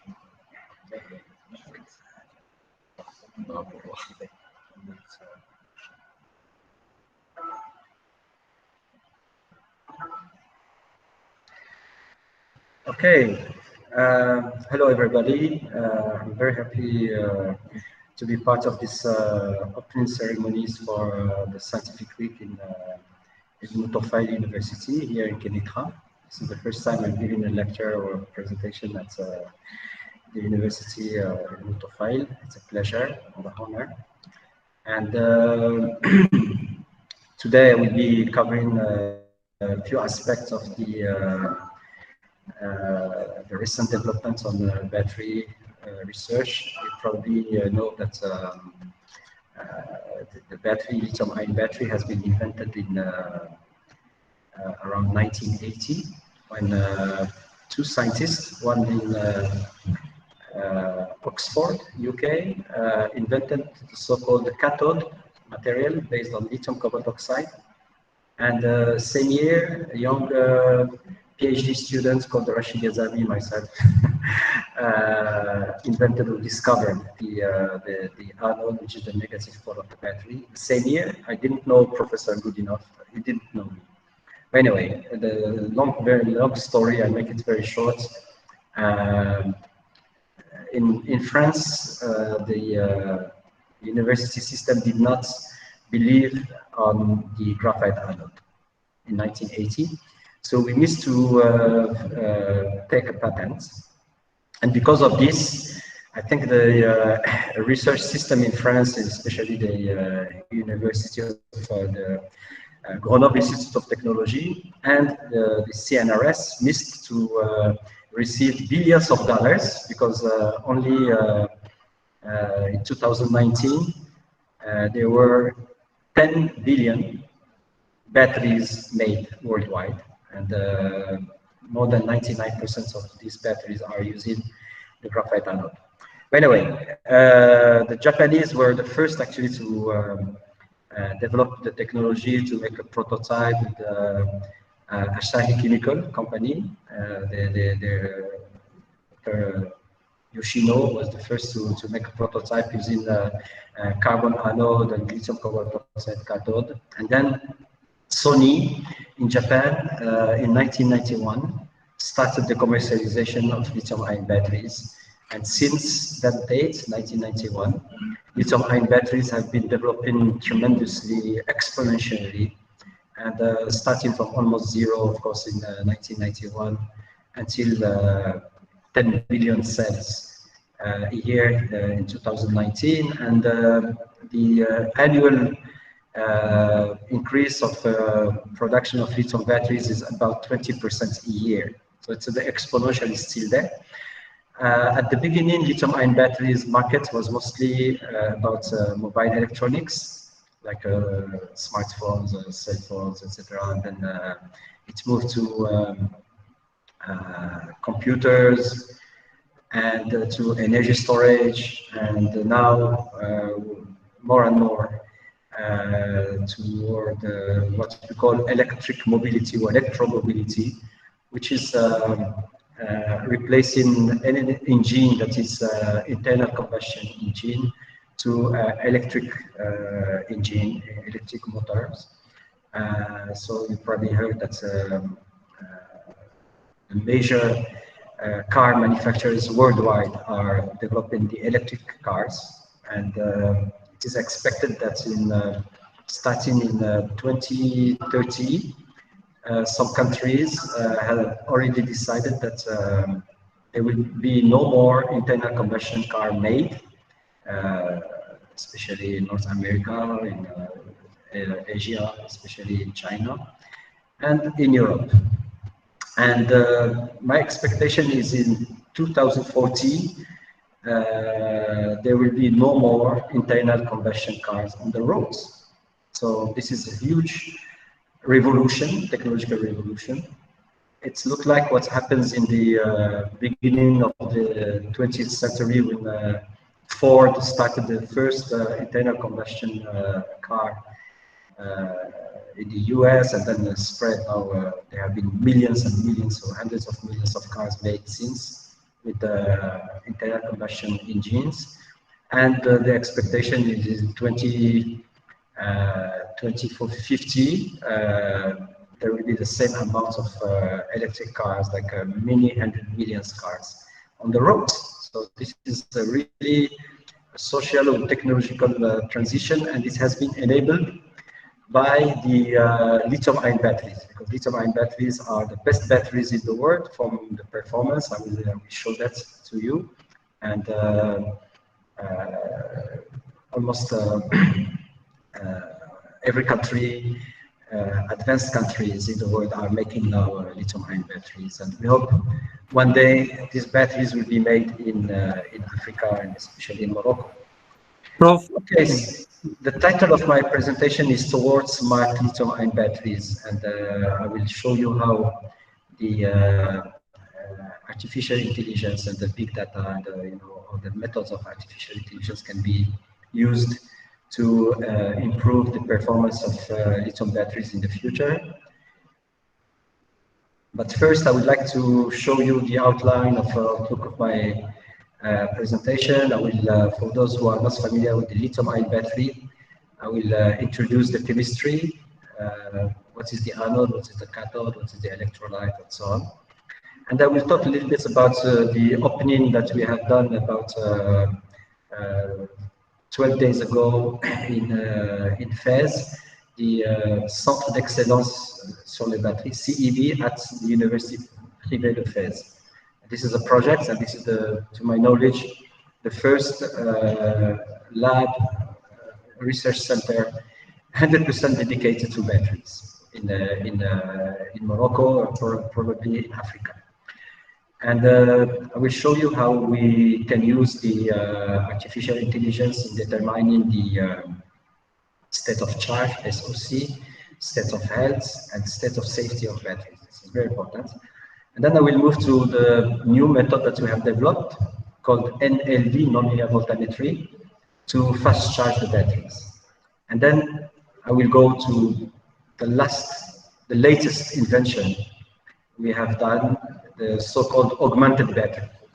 So we were able actually to increase the amount of energy that any battery can store without changing the chemistry. And then I will show you that there is a connection between batteries and arts, and from some data that we collected from battery testing, we have converted this data to some artwork, what I consider as artwork. So that will be the summary. Okay, so this slide shows the principles of operation of lithium-ion battery. So basically, lithium-ion battery has two major components. This one, which is the anode, based on the cathode, based on lithium metal. So this is this one is the anode. This one is the anode based on graphite, carbon, and the other side, the positive pole of the battery. I don't know if you can see here. This one is the cathode, which is the positive pole of the battery, is based on lithium metal oxide.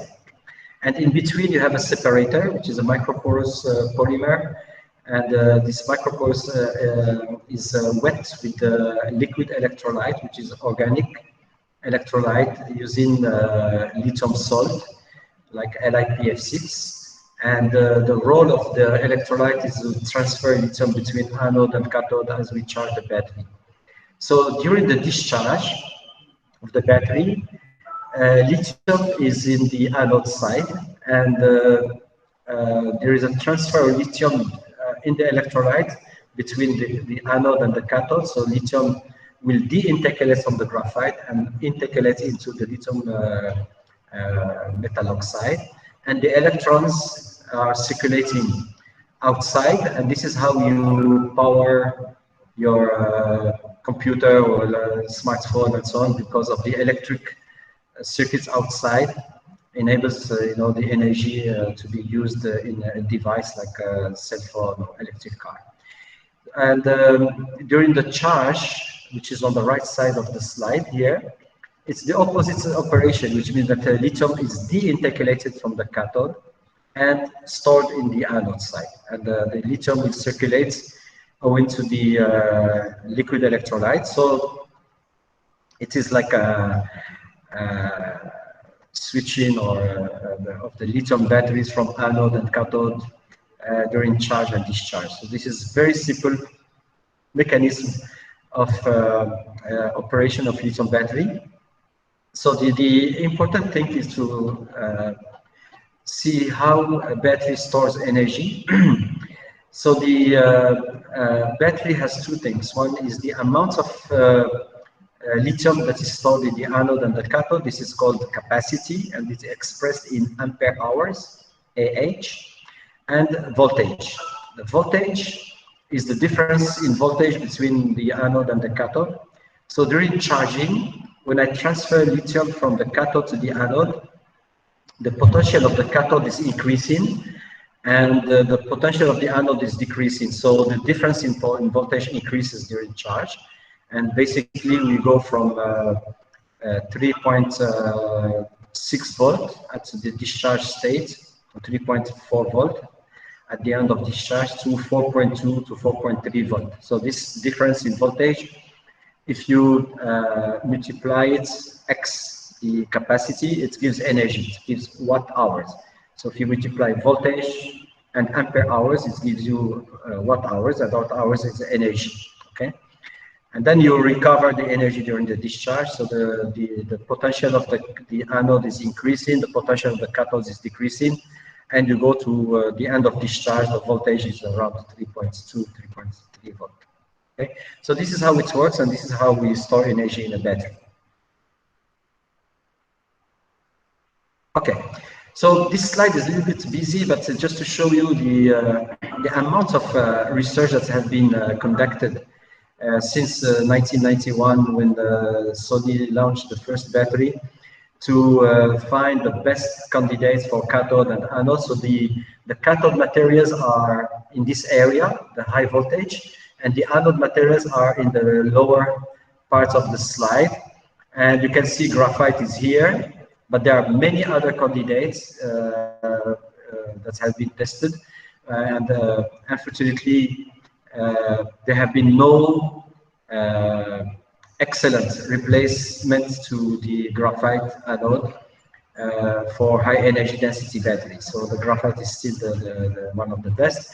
And for the cathode side, it is mostly lithium metal oxides like lithium, cobalt, manganese, and nickel oxide that have been used together with phosphate. So phosphate, like this material, LiPF6, it's called LFP material, and the voltage is lower. So this battery is 3.4 volt, and the batteries using metal oxide are close to 3.7 volts. So the energy density is much higher when you are using oxide versus phosphate. However, phosphate is cheaper, and iron is cheaper than cobalt and nickel and manganese. So basically the lithium iron phosphate is a much cheaper, much economical cathode materials, and for some application it is the best if you are not looking for very high energy density, because this battery can be charged very fast and so on. So anyway, this is just a very quick overview of the materials. The other, I have to show this one, the other anode material that was used in commercial batteries is the lithium titanate. So this one is Li4T5012. It's a spinel phase and cubic, and it has been used for low voltage batteries like about 2 volt versus 4 volt batteries. Okay, so the performance of a battery, what we are looking for. This is what's the so-called the figure of merit. So we want to have a battery that has very high energy density, very high power density, we call it specific power. and very high safety, good performance in low temperatures. We want the battery to last as long as possible and to cost the lowest price. So these are like the major characteristics that we are looking for in a battery. So this figure of merits actually allows us, enables us to compare batteries according to the chemistries. Either we are using phosphate or oxide, if we are using lithium cobalt oxide or lithium manganese oxide, and so on. This figure of merits will be changing. So the thing is that it's not easy to have at the same time everything, like a very the highest energy density and the highest power density and so on. So the energy density, when you have a battery that has high energy density, it means that if you are using it in a car, it will enable you to drive much longer distances. Okay, so this is what we call a driving range. So if you want like a Tesla, they are using high energy density batteries because they want to reach up to 500 miles every time they charge the battery, which is possible. Now for the specific power, how it's converted for a car, it's the speed. If you want to have a Formula One, you need to have a very high power car, a high power battery. And also high power means also the charging can be fast as well. So this battery can be very fast charged. Safety, this is very important. Of course, we don't want the battery to catch fire or to explode and so on. And unfortunately, this happens from time to time in cell phones and in electric cars. From time to time, we hear that a battery has caught fire because either the battery is very low quality or it has been misused or too old. You know, the state of health is not very good. So anyway, this safety part is very important and it's not negotiable. And this is something that we have been working on to improve the safety of batteries. Performance, this is, as I said, the range of temperature. Of course, if you are using an electric car in, say, the Death Valley in Death Valley in California, where temperature can go higher than 54, 55 degrees C, or you are in Chicago during winter time when temperature is minus 30, minus 40, you have to see whether you can use the battery, the car, in extreme conditions. That's very, very important. That the battery should have the largest range of operating temperatures. And this is not easy. So everything I'm telling you here for this figure of merit is subject of research even now. Okay. Lifespan, we want the battery to last as long as possible. So for those who are using cell phones, some people, they change their cell phone every year, so the battery is not a big concern. However, for an electric car, you want to keep your battery pack for at least 10 years. So because the battery pack accounts for more than the third of the cost of the car. So you don't want to change your battery pack every 2-3 years. So you want to keep the battery as long as possible. And this is another very important aspect of the battery. And finally, but not just you know, the cost. Of course, we want to reduce the cost. And this comes to materials, should be as cheap as possible, and also manpower and also energy and so on. When you build a battery, you have to take into account all the cost, you know, structure of the battery, from the materials that you're using and the manufacturing technologies and so on. So this slide shows, just very quickly, to compare the factor of merit of different chemistries that are commercial now. So the one on the top here left is if you use lithium cobalt oxide as the cathode, you see that energy density is very high, but the power density is low, the cost is very high, the lifespan is very high, etc., etc. So this battery can be used when energy density is very important. So now we move to the other battery, which is the lithium manganese oxide, lithium MnO2O4. But this one has rather low energy density, quite high power. The safety is not very famous. Performance at low temperature, high temperature is not very good. Anyway, to tell you, the message here is that you can design a battery according to the application. Okay, that's very important. And you choose the material according to what the battery is used for, either for electric mobility or for energy storage, like a grid, a smart grid, or for mobile electronics. In mobile electronics, energy density is very important. For electric cars, also energy density is very important. For other applications, like a stationary energy storage, maybe the power is more important than so for instance, LFP here, the lithium iron phosphate, you see the energy density is quite low, but the power is high. So this battery actually can absorb high amounts of energy in very short time, and safety is very good. So this LFP battery is very good for maybe stationary applications. In China, they have been using it in taxi. Taxi can have 300 kilometers every time you charge it. It's not very bad. So this LFP cathode use phosphate, and we are in Morocco, and the phosphate speaks to us. We know what is phosphate. Okay, so here this slide shows actually a comparison of different chemistry that have been used in since sorry, the 19th century. Lead acid battery is the battery that we are using to start our engine in a car today. So this battery is the oldest battery that has been invented, rechargeable battery at ambient temperatures.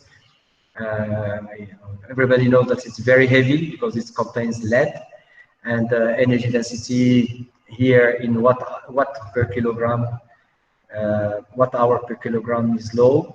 Here, this scale, energy density is very low, about 30 watt hour per kg, and the power density is about 200 to 300 watt per kg. So it's okay for starting a car, but you cannot use it anymore. I mean, for driving an electric car. After the lead acid, there have been nickel cadmium, which was invented actually at the beginning of the 20th century and has been developed since. Yeah, and you see that energy density is higher. It's about 50 watt hour per kg, and we are close to 1,000 watt per kilogram. And then in 1990, there were two revolutions in Japan. Number one is the commercialization of nickel metal hydride battery, the green here, this one. And this battery is even now still used, and it has a higher energy density than the nickel cadmium. So we are in the range of 70 to 80 watt hour per kilogram, and power density is a little bit lower than nickel cadmium. And then I will jump to lithium ion, the red one. You see that the lithium ion battery has much higher energy density in the x-axis and much higher power density in the y-axis. That's why the queen of batteries is the lithium ion battery today. And it enabled us to have very tiny cell phones because the weight is very low, and the volume is very low, and the energy is quite high. Applications, name it, everywhere. Every year, there are every 2 months or 3 months, there are new applications of lithium batteries. The latest one is the in Singapore. I have a collaboration with the battery company that is using lithium batteries in ferries, so they can cross from Singapore to Malaysia to Indonesia using electric ferries. This is new, and who knows? Maybe in the 5 or 6 years, there will be ferries between Africa, Morocco, and Europe using batteries instead of diesel, which is polluting, and the fish are not very happy. Power tools, of course, all the you know, we call them cordless systems of the cameras, cell phones, tablets, etc., etc. Very soon there will be airplanes, robots, etc., etc. So lithium-ion batteries has gained huge amount of applications, and I think that the list is limited now. There are more and more new systems that are used. This is the history. I mean, from the inception of lithium batteries at the beginning, 1990, Sony was using the lithium-ion battery for digital cameras, and also for the system with the Walkman, for instance. And then by the mid-90s, we started to have cell phones and the notebook computers. And then in the 2000s, gaming, healthcare, power tools, etc., etc. And now we are in the 2020 decade, and there are more and more like maritime and airplanes and electric vehicles, buses, trucks, trains. In Japan, the Shinkansen, which is the TGV, the Japanese TGV or the Japanese Moroccan Burak, they are using also batteries, because as you know, in Japan there are many earthquakes, and sometimes if the earthquake is high intensity, they stop everything, especially the trains, and they want to bring a train from between two stations to the next station. Usually it's less than 10 kilometers. So the Shinkansen can be using the batteries at least for 10 kilometers, so people can go to train station if they need to go and work and so on. Okay, so other very important application of lithium batteries is energy storage systems. And in Morocco, we have Mazen, the big clean energy, renewable energy company using solar, wind, and hydroelectricity to produce electric power. And the expectation is in 2030, 50% of the energy mix of Morocco will be clean energy, and it will place Morocco among the most advanced countries in the world in the use of clean energy. If we can reach 52%, which I think is feasible, it's achievable, Morocco will be in the top 10 countries in the world in using the clean energy. But clean energy, by definition, solar panels work only when the sun is there, and the wind, turbine, they produce electricity only when wind is there, and so it's intermittent energy. So in order to to have the best efficiency of energy, you have to store energy in batteries, and this is where batteries have a major role, and they can be used, of course, in homes. In Japan, in the countryside, almost 90% of homes have solar panels, and they have a battery pack. They can store energy, so people don't pay any more electric bills. So they can produce their own energy, and they can use it. And even sometimes they have excess energy, they can sell it to the grid. Okay, so the market value last year we reached about 80 billion US dollars, and in 9 years from now, in 2030, it will be 200 billion. So you see that the increase is exponential, and there are, in Europe, for instance, I will show you a slide. There are more than 20 gigafactories are now under construction, and I hope one day we can see a gigafactory in Morocco. And okay, so let me tell you a few words about the projects of the Centre d'Excellence sur le Battery, which is the Excellency Center on batteries, which we inaugurated. We started the work in the private University of Fez about a week ago. And this project is a joint project between the private University of Fez and the Sidi Mohammed bin Abdullah University of Fez, and also Moulay Ismail University of Meknes. So it's a regional project, but I insist we are open to you know, have students, engineers, and so on to join the center as a part of collaboration with other universities. They can join this project, and I hope by 2025 we start to train at least between 20 to 30 engineers who will be knowledgeable. They know what is a battery, they know how it works, they know how to test it, and so on.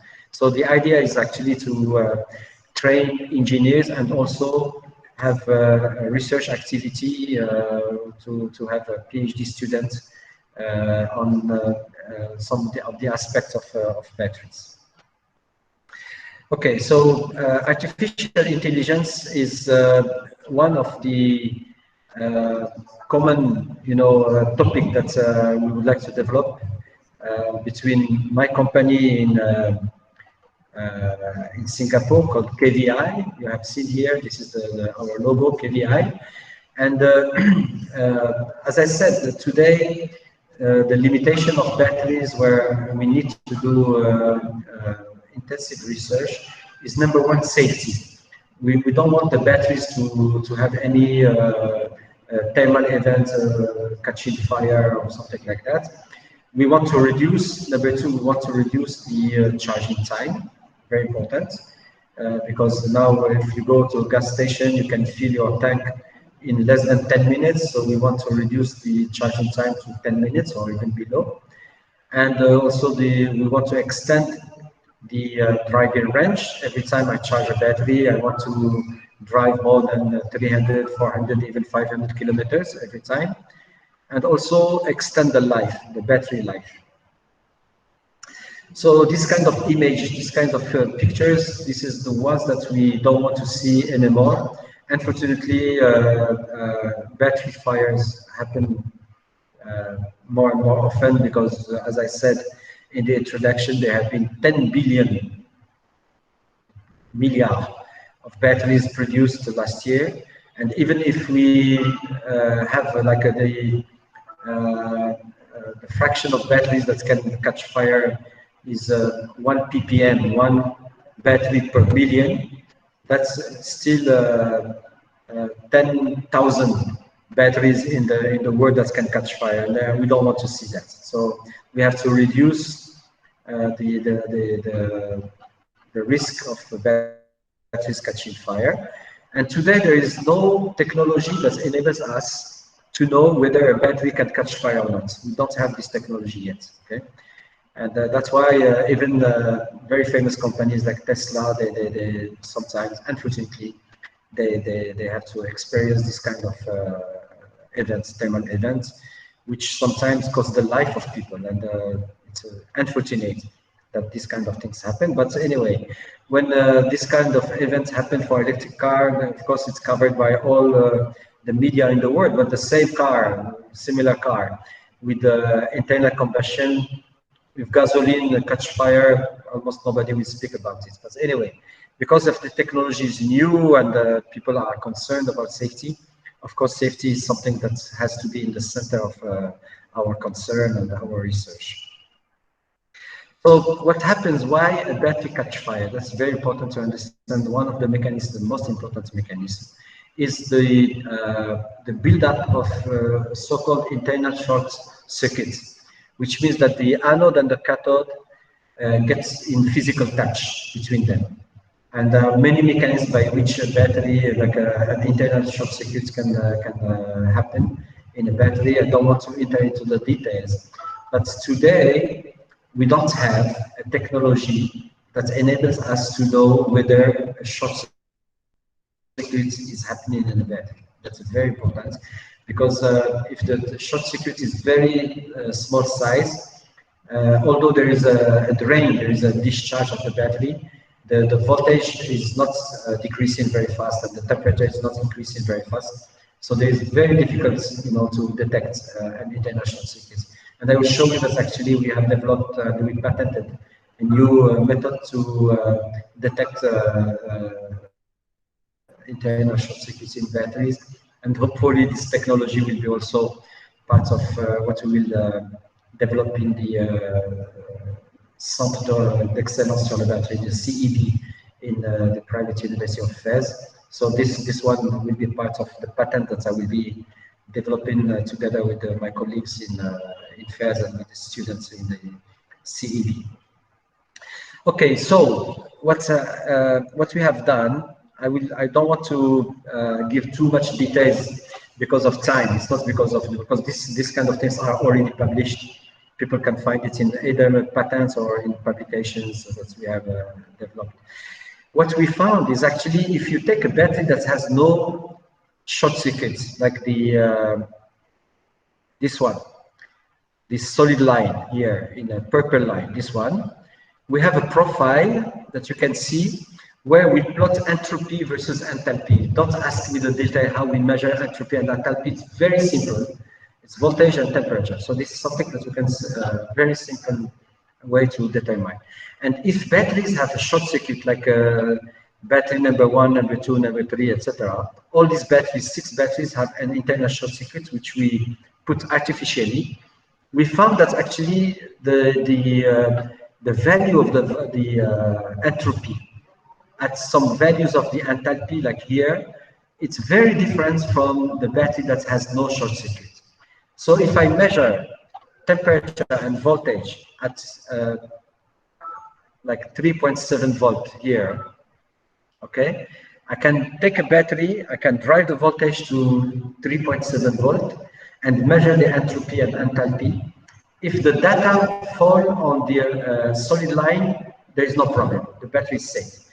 If the data is spread like this here, you can see here, here, very different.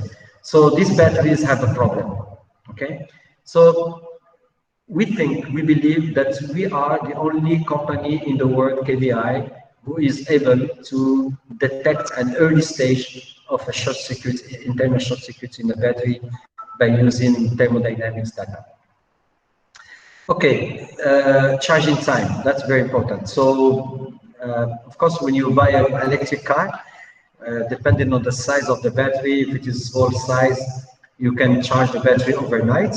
Okay, so like you have 120 volt or 240 volt. 120 volt is the voltage that is used in the US, that's why.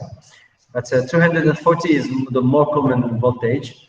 So if you are using the second level, level 2 charger in your home, you can fully charge a battery in between 4 and 6 hours. That's possible. Okay, and the cost is on the right side here. It can be quite expensive, but anyway, it's possible. Now, what we call the ultra-fast chargers and so on, the charging time, but you have to be careful because when they claim the charging time below 1 hour, you have to ask how much energy you are giving, how much percent of the charge. So sometimes it's misleading. They give you, oh, we can charge a battery in 15 minutes, but they are giving you only 50% of the capacity. So you have to be careful. Okay, so but anyway, the thing is that even Tesla, or even most of the car manufacturers, electric car manufacturers, they are unable to fully charge a battery from 0 to 100% in less than 45 minutes or even less than 1 hour. It's almost impossible. Okay, so this problem has been there because since the beginning of the inception, when lithium batteries were commercialized by Sony, Sony has somehow imposed to the world a method to charge the battery called the constant current, constant voltage, CCCV.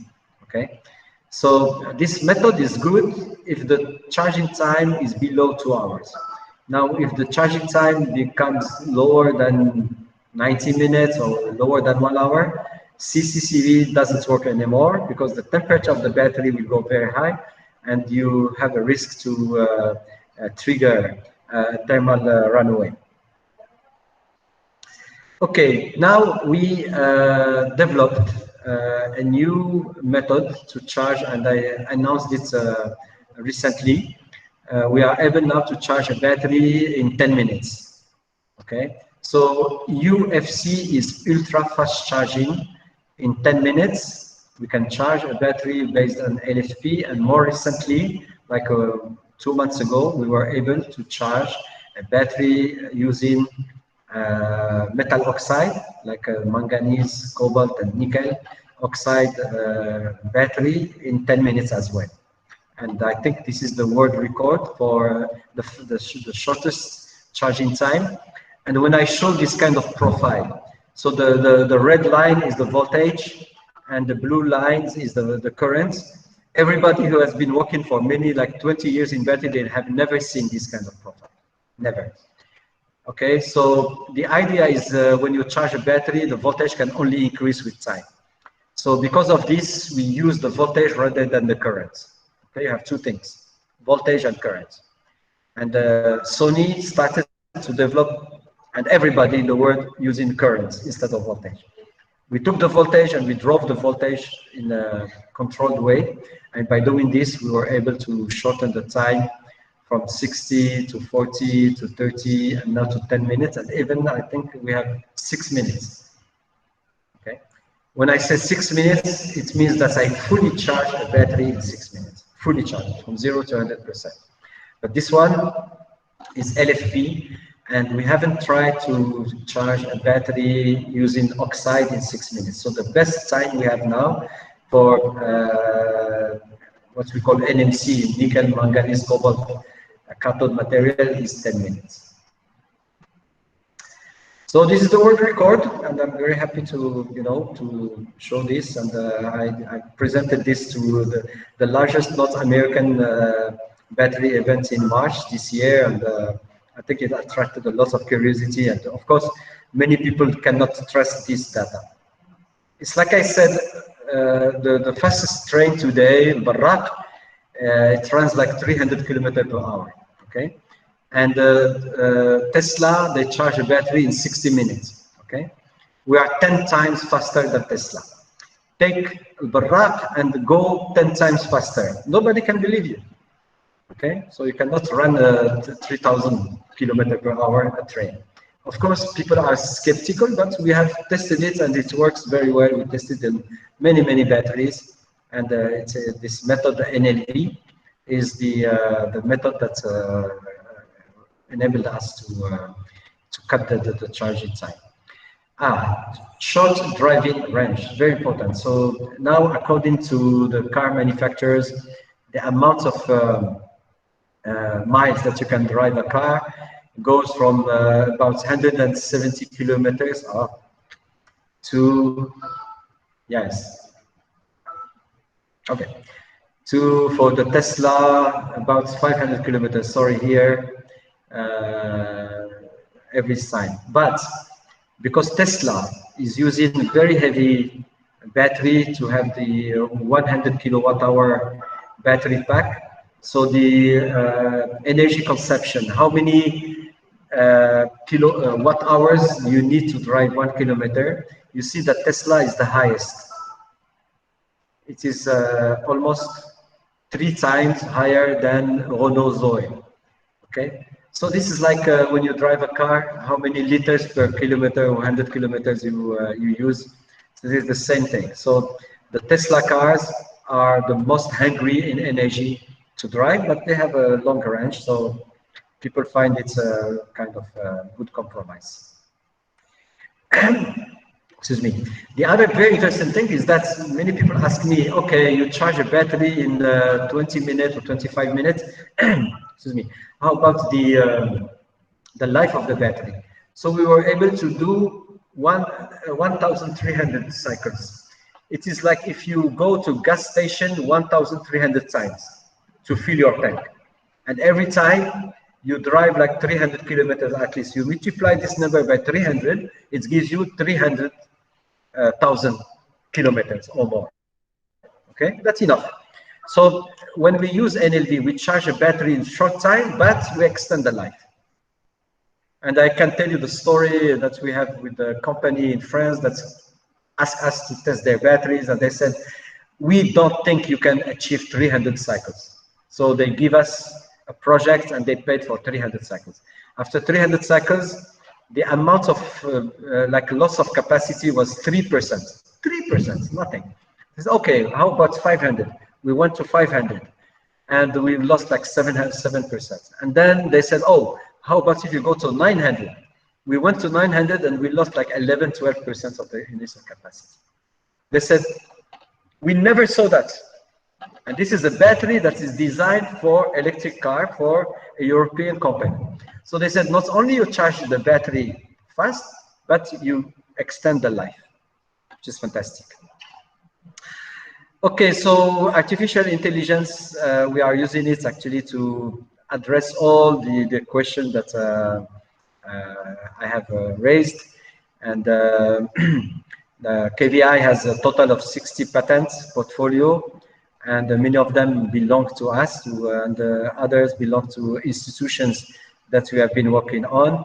So what we are developing now, and this is something that I would like to develop with the CEB in Fez, is to use, to develop a super chip that has two functions. One is to determine what we call the fundamental states of the battery. You know, if you take the best company in the world in batteries, let's say Samsung, you bring a Samsung engineer who has like 20 years experience in batteries, and you put a battery, Samsung battery on the table, and you ask him or her very simple question: what is the state of charge of this battery? They cannot say. It's like I take a bottle of water, what is the level of water? They don't know. Okay? Because the level of water, when you drink water, the weight of the bottle is lower, but the battery, if you charge it, discharge it, the weight is the same. It doesn't change. So they have no method today to determine the state of charge very accurately without putting a battery in a cell phone or a laptop computer and so on, and the system will determine the state of charge.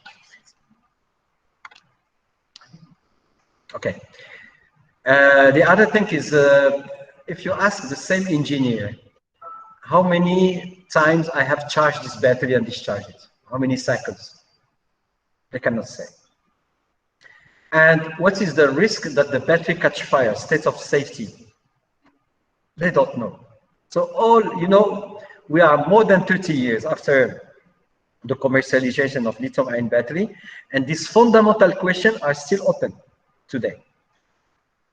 And there are many methods, of course, using, you know, algorithms and so on, but these methods that were developed are not universal.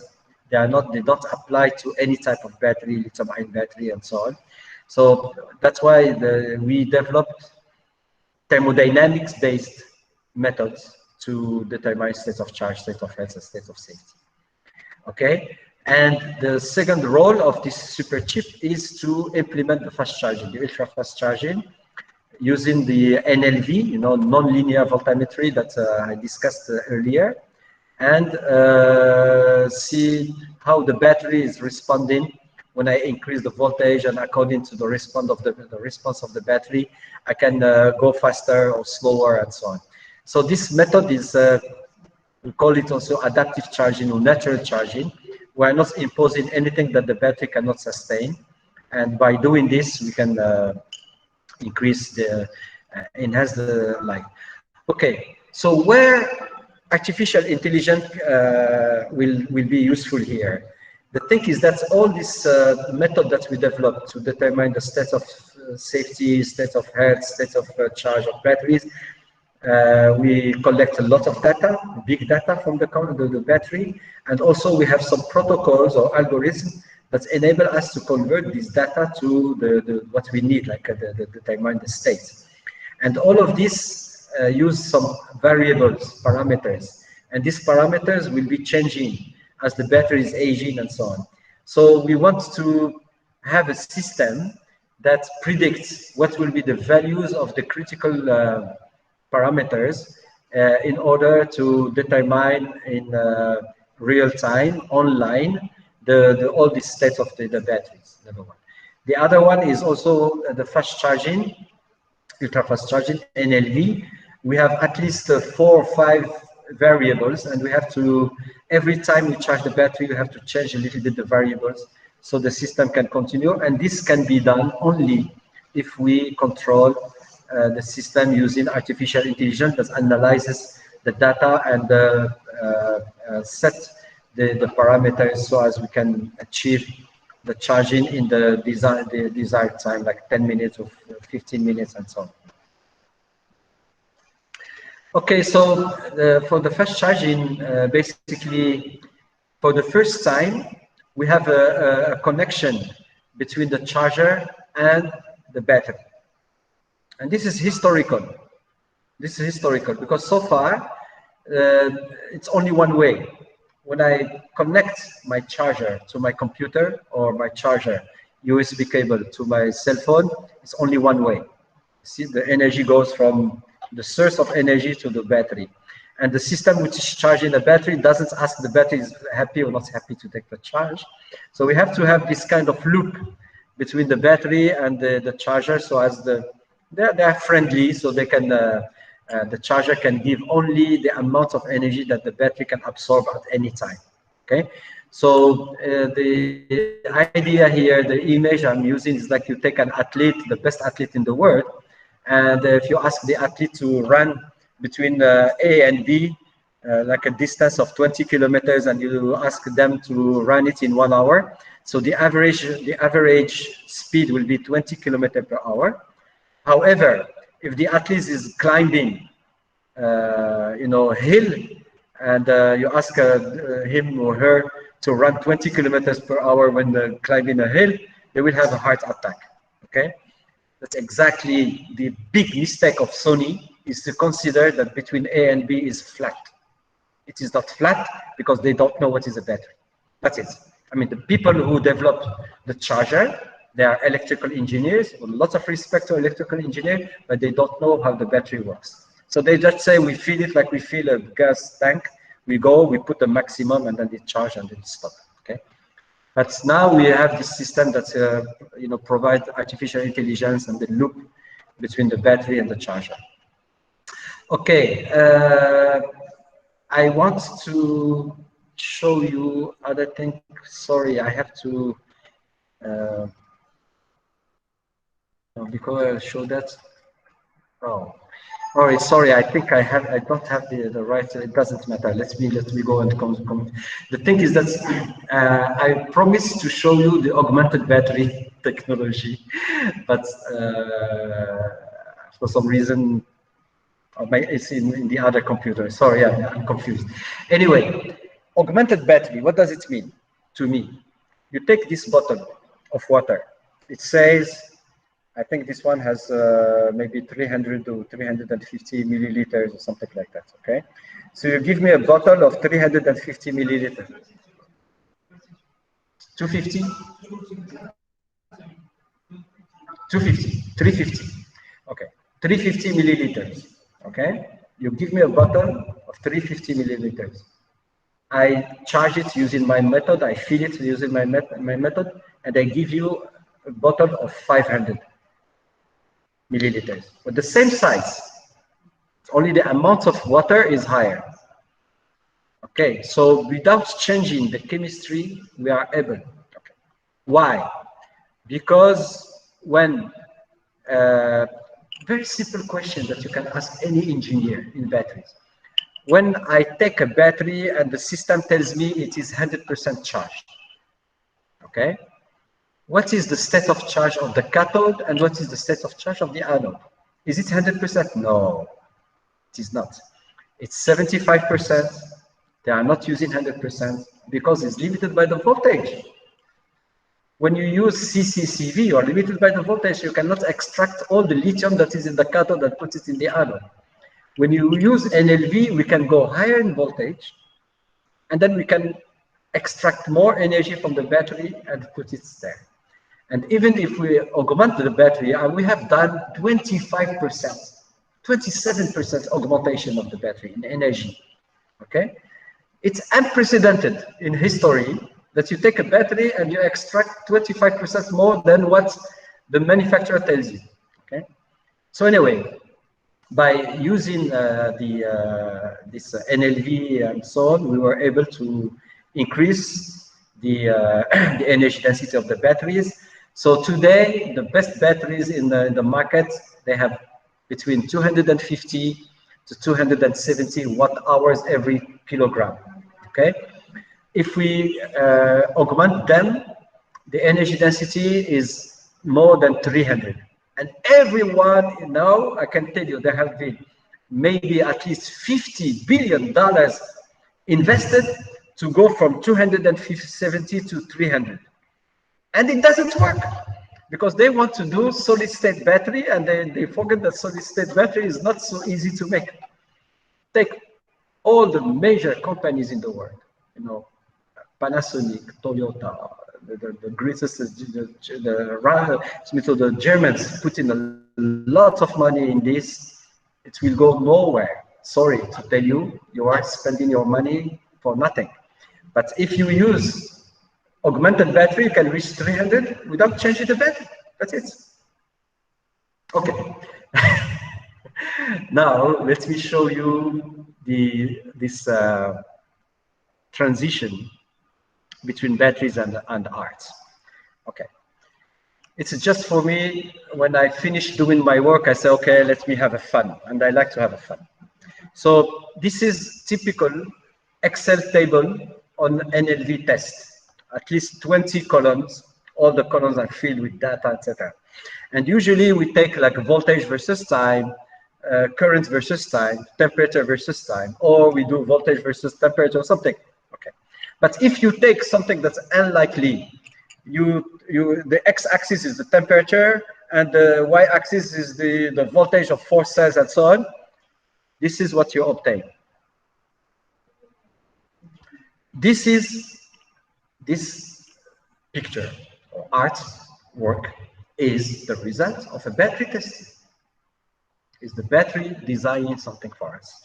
So this example, many like this, I have at least 50 tables like I'm in the, like look at this, it's very nice. So the battery is all of this coming from data I have collected in the temperature voltage, and I didn't plot as usually what physicians or physicists will do, just doing it for fun. Look at this, and I have many slides like this, and I hope one day I will come to maybe Rabat and show this in like a expo between science and art, and we can tell them like la vache qui rit, on dit la batterie qui dessine. Merci beaucoup. Thank you very much.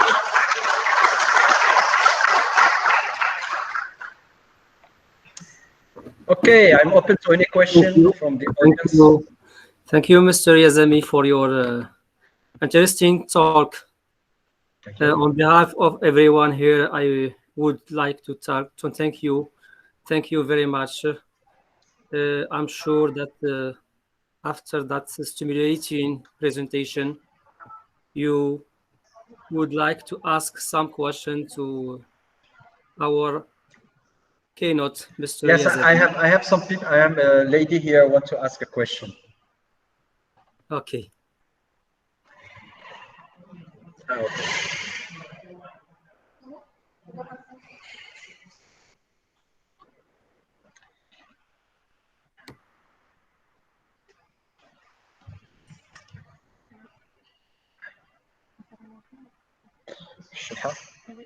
Alors, professeur Yazami, tout d'abord, je vous remercie beaucoup pour la qualité de votre exposé.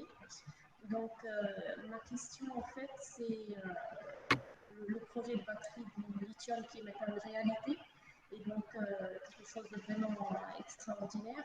Et donc, ma question, comment on peut pousser à travers cette innovation à l'émergence d'un ensemble d'innovations qui peuvent utiliser cette technologie, parce que je suis financière de formation et manager de formation, et donc ma question, c'est vraiment loin, c'est pas une spécialité, mais vraiment ça me passionne, et je me dis que finalement, d'après ma modeste expérience là-dessus, que c'est la technologie dans le domaine énergétique qui pousse vers toutes les technologies, vers vraiment des révolutions technologiques dans les différents secteurs qui sont liés.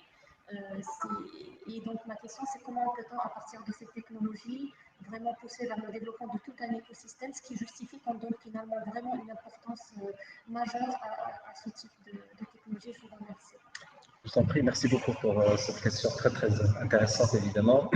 Donc comme j'ai dit, il y a encore, malgré que les batteries au lithium ont déjà 30 ans d'âge, eh bien il y a encore des questions qui sont ouvertes.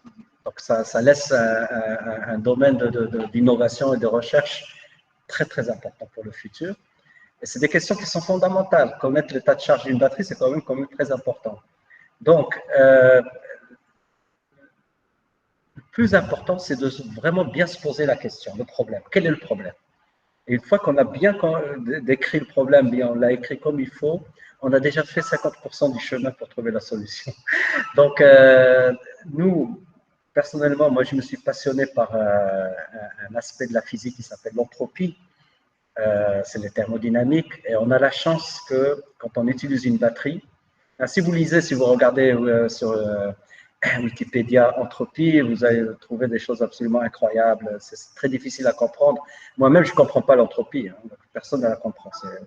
C'est un truc mystérieux, mais ça existe. On sait que ça existe et c'est embêtant. Des fois, c'est très bien, des fois. Donc, il y a des systèmes qui sont stabilisés grâce à l'entropie. Il y a des systèmes qui meurent à cause de l'entropie. D'accord. Voilà. Et donc, la mesure de l'entropie nous a permis, nous, en poussant plus en plus, au départ, c'était un effort disons, plus académique de comprendre l'origine de l'entropie des batteries, jusqu'à un moment où on a trouvé que quand on analyse le profil de l'entropie d'une batterie, c'est comme un électrocardiogramme de la batterie.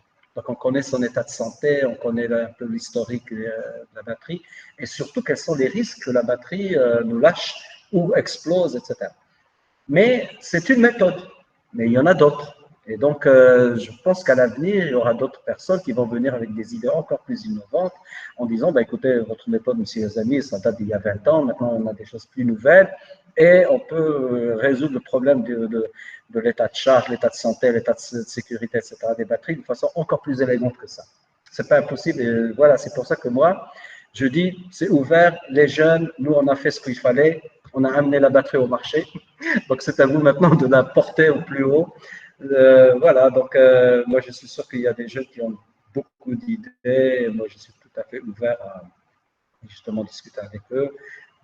C'est vrai qu'il y a un minimum de connaissances de base sur les batteries qu'il faut avoir, donc c'est le but du centre d'excellence sur les batteries.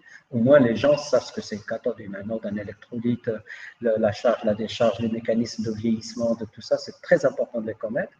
Et après, quand on a cette base-là, scientifique, technologique, on peut commencer à réfléchir à comment améliorer. J'ai une deuxième question.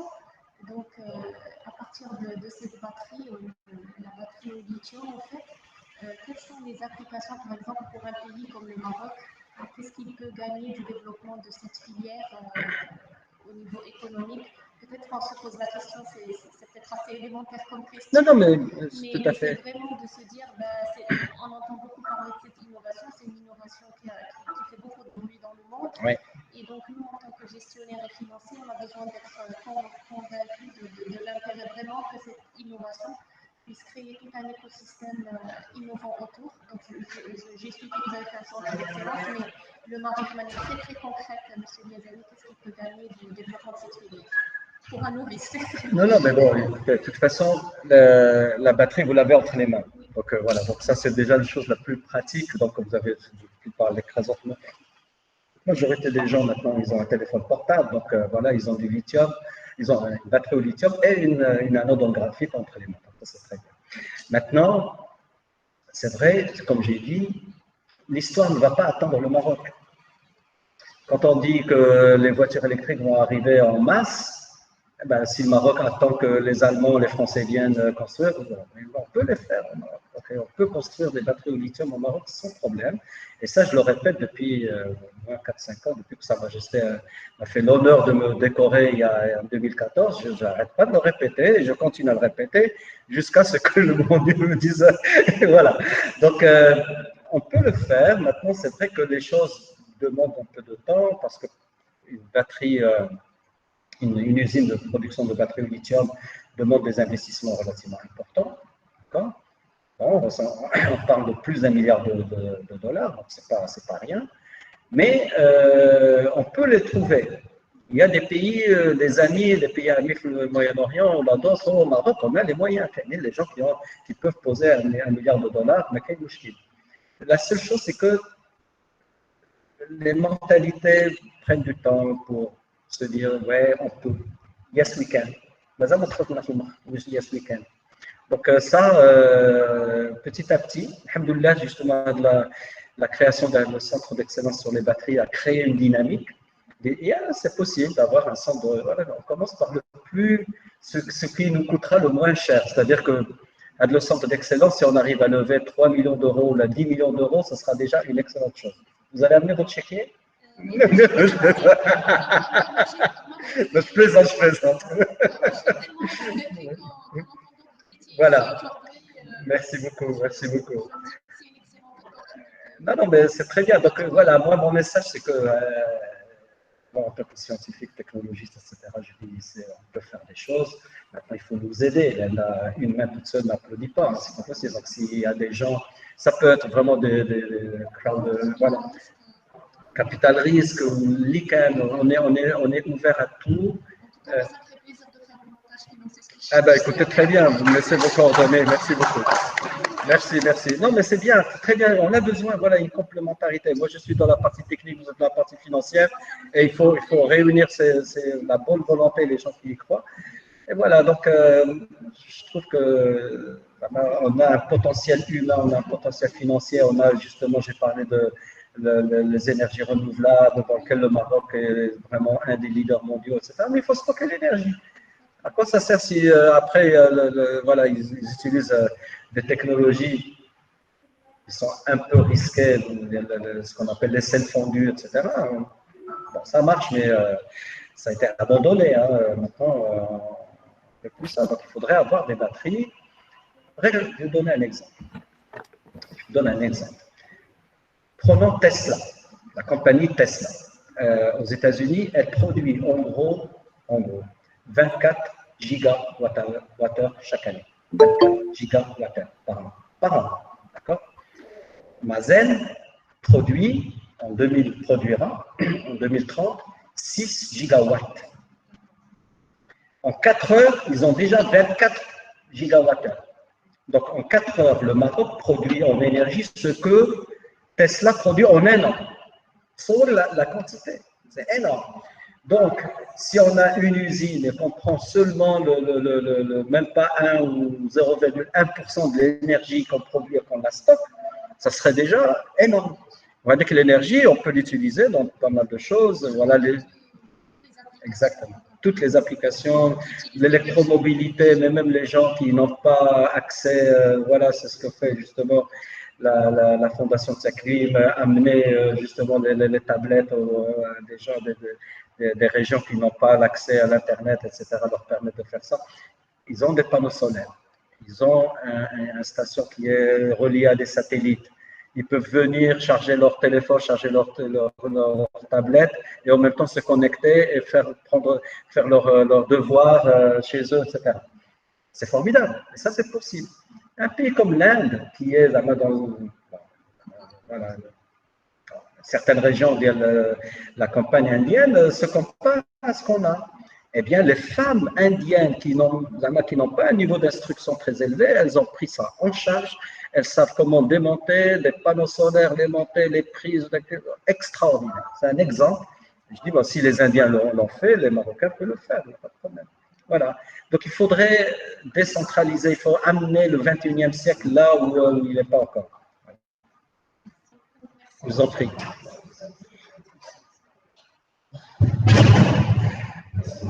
plus en Okay. précis. Thank you, Mr. Yazami. There are other Attendez, persons. there is this other question here. Yes, yes, there are other questions. One minute, please. In chat. In chat, عندي there are. question. Ah, d'accord. Okay. Go ahead. Please go ahead. What is the question?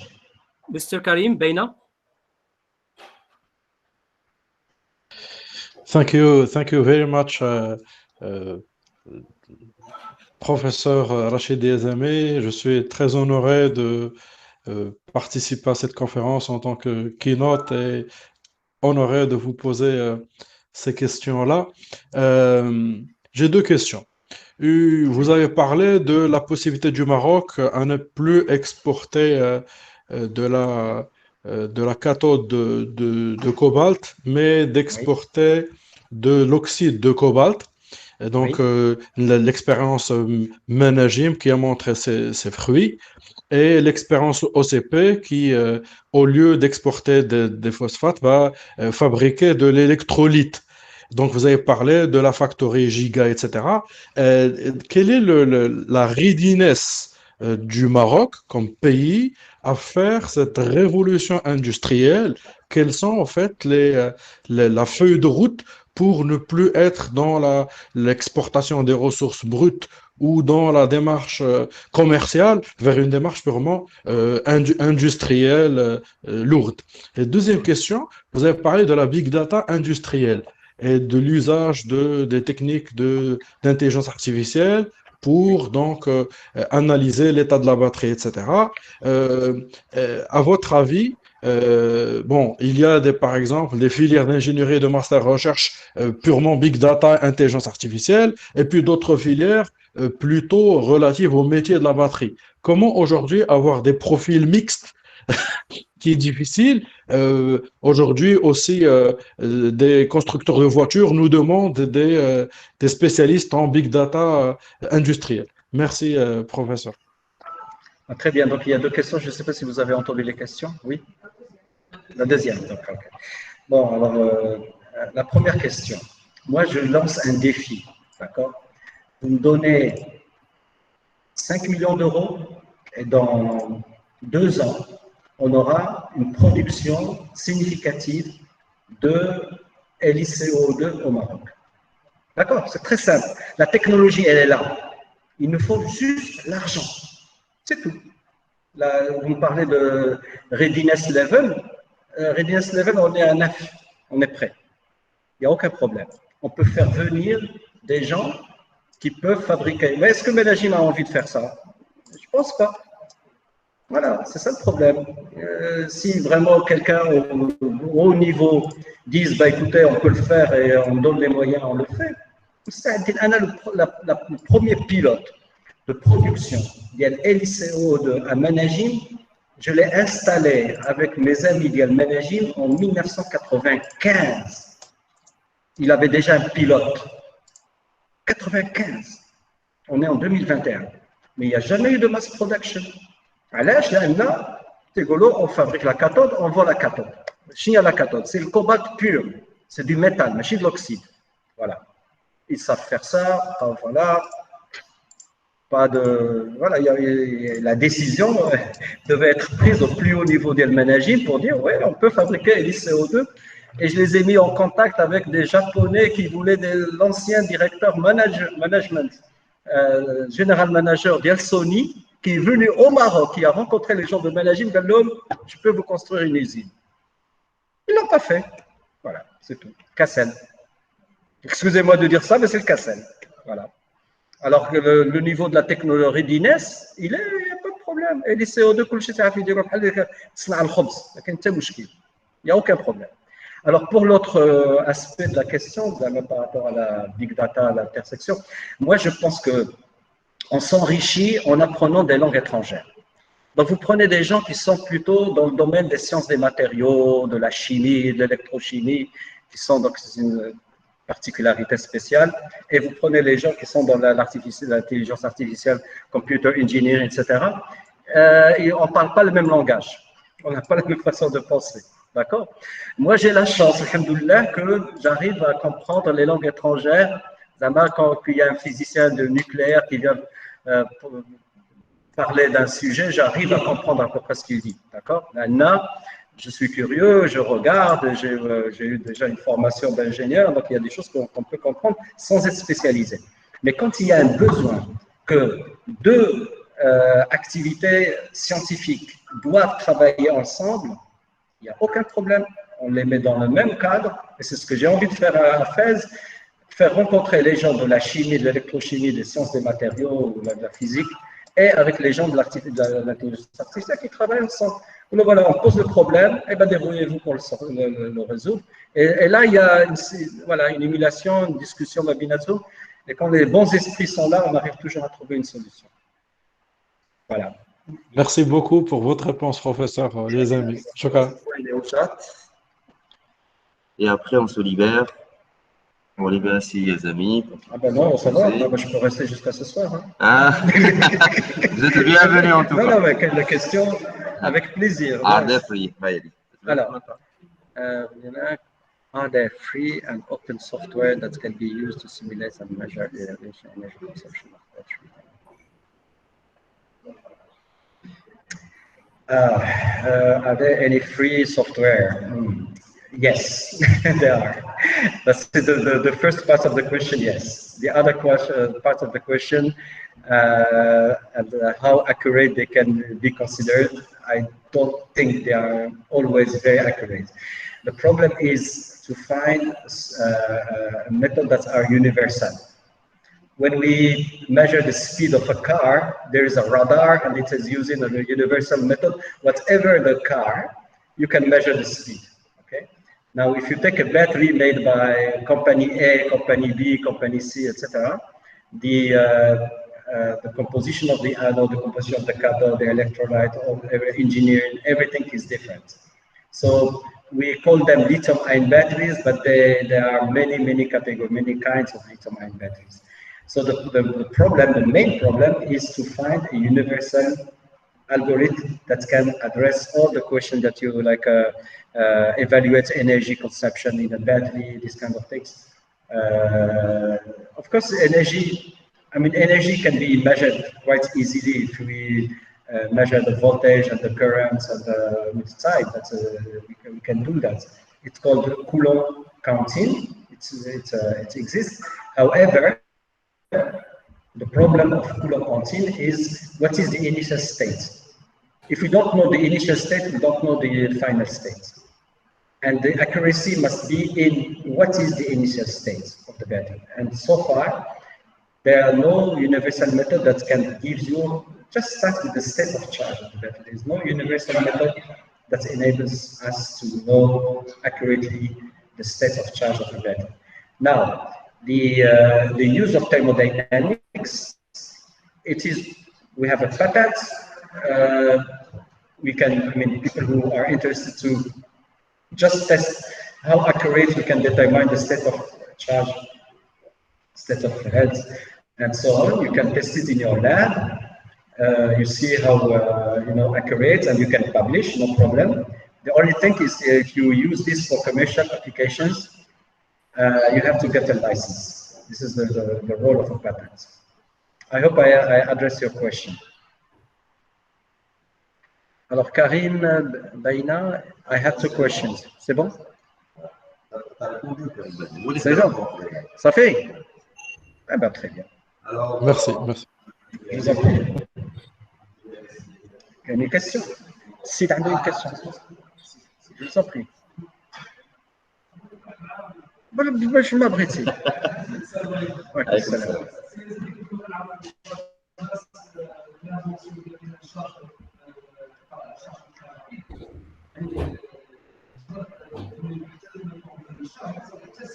Oui.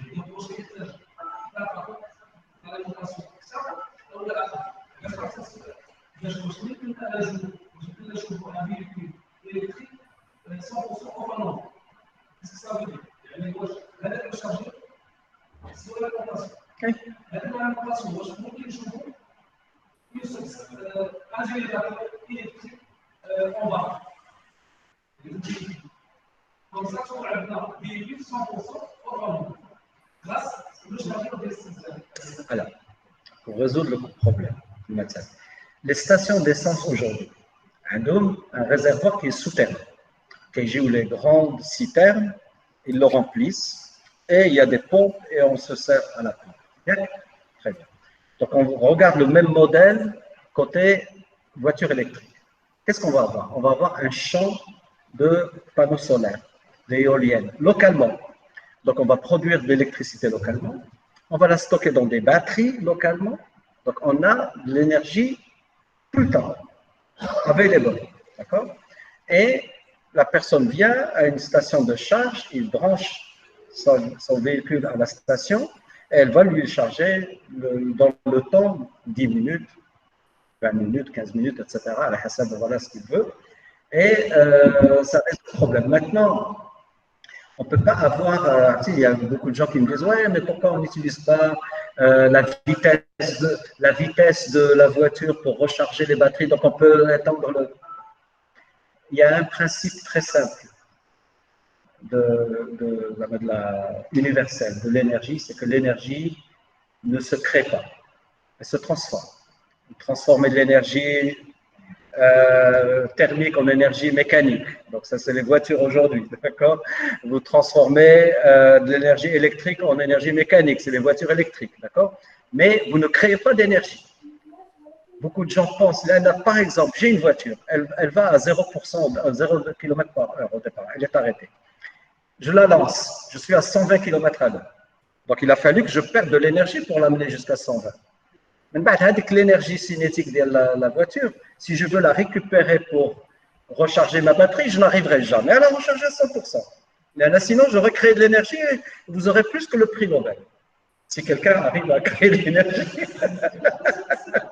Donc, il ne faut pas croire, bien là, on peut récupérer ce qu'on appelle regenerative braking. Braking, c'est voilà, on régénère l'énergie en réduisant la vitesse, c'est possible. Ou là, quand on descend une pente, on peut recharger les batteries, ça c'est vrai. Ça c'est vrai. Mais on ne crée pas de l'énergie. Si vous êtes en haut d'une montagne et vous descendez, il fallait monter là-haut déjà. Donc il fallait payer de l'énergie pour aller en haut. Donc il n'y a pas d'énergie qui se crée. Voilà. Ouais. Oui. Yes, oui.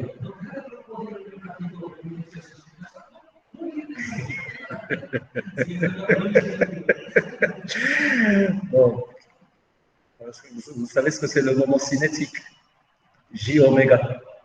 D'accord? Donc au départ, JT l'avait lancé, d'accord?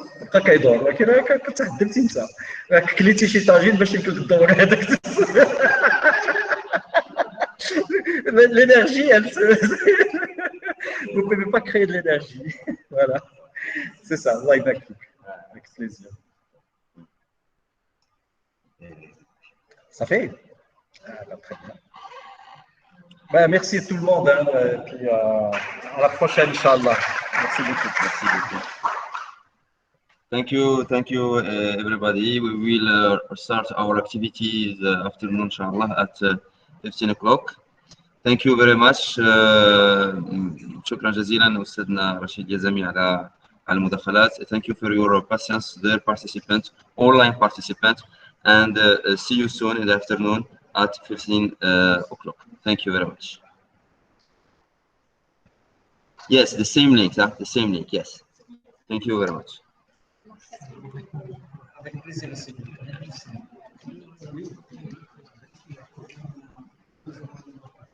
Okay. Là, qu'est-ce que...